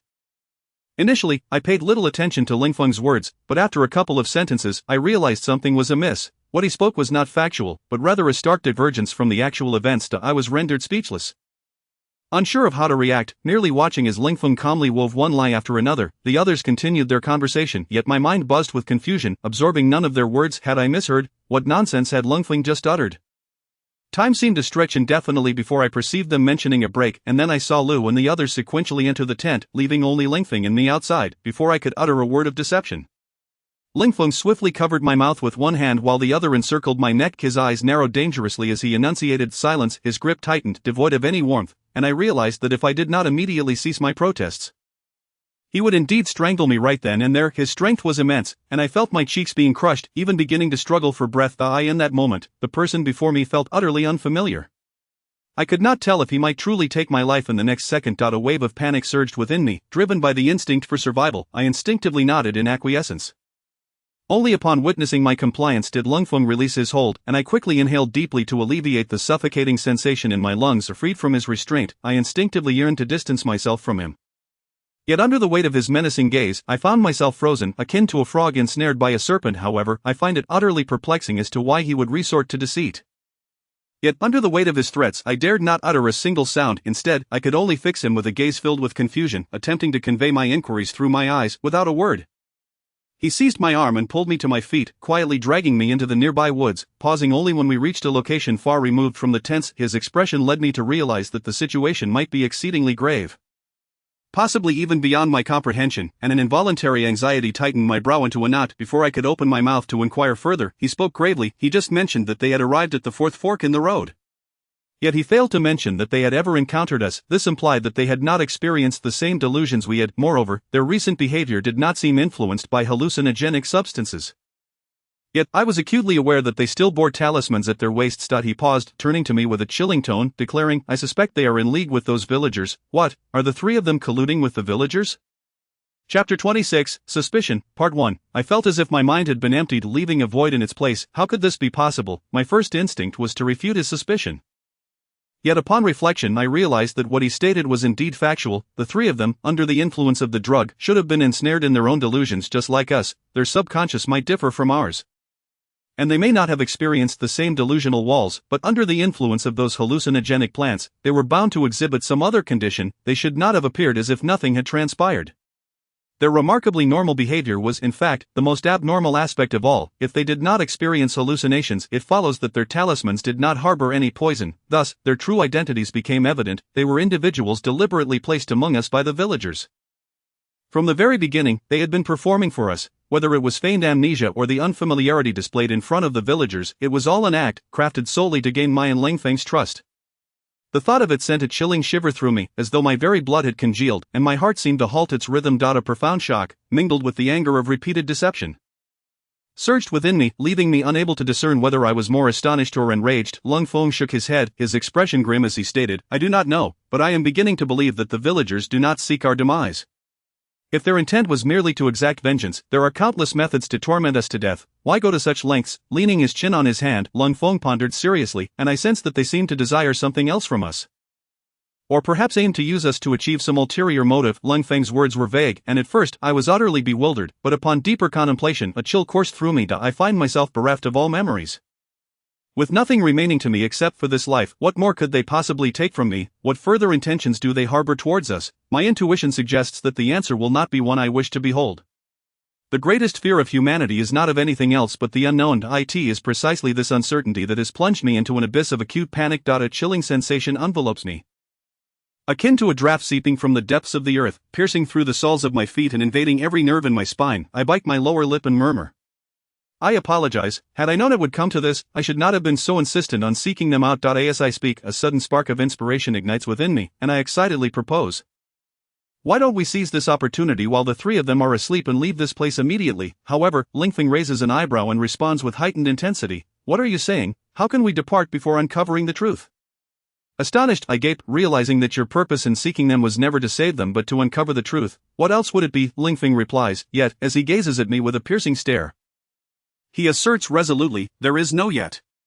I must ascertain their true intentions, is that truly significant. As long as we escape this wretched place, their capacity to act against us will be severely limited. I muster my courage and meet his chilly gaze head-on. I did not prevent your departure, you are free to leave whenever you wish, Lingfeng states nonchalantly. I remain rooted in place, pondering for an extended period, upon realizing that Lu and the others have been deceiving us all along. I feel a sense of retreat brewing within me. If I have not acknowledged that I have been ensnared in a colossal conspiracy by this point, I would be a complete fool. This murky situation is likely far more profound than I had initially imagined. I genuinely wish to vacate this place, for I sense that continuing my investigation may lead to consequences beyond our capacity to endure. Resigned, I sit on the opposite side of the campfire, quietly observing the flickering flames before me, my mind incessantly preoccupied with the villagers' schemes and motives. Before long, I suddenly feel a gaze upon me. Following my instincts, I lift my head and meet Lingfeng's eyes. Though he does not utter a word, I strangely comprehend his unspoken message. He urges me to seize the opportunity to rest, to refrain from spiraling into futile thoughts that would squander my mental and physical energy. Indeed, the matters concerning Lu and the others have plagued me to the point of distraction, and my mind feels as if it is ablaze from overexertion. Nevertheless, I realize that the more perilous the situation becomes, the more imperative it is to ensure sufficient rest, so that my body and spirit remain in optimal condition to confront unforeseen challenges. I must remain alert and prepared to face Lu and the others. Even on this overcast day, furthermore, my mental state has truly reached its limits. It is the sound of hushed conversations that stirs me from slumber. I struggle to open my eyes, and what greets me is an unsettling sight. The day has dawned, the campfire extinguished at some point, and the group now huddles together, seemingly engaged in deliberation. What astonished me was that Lingfeng was also involved, and when he faced Lu and the others, he appeared more at ease and unguarded than when he was in my presence. My heart skipped a beat, and I was abruptly jolted from my daze, a nagging doubt creeping into my mind.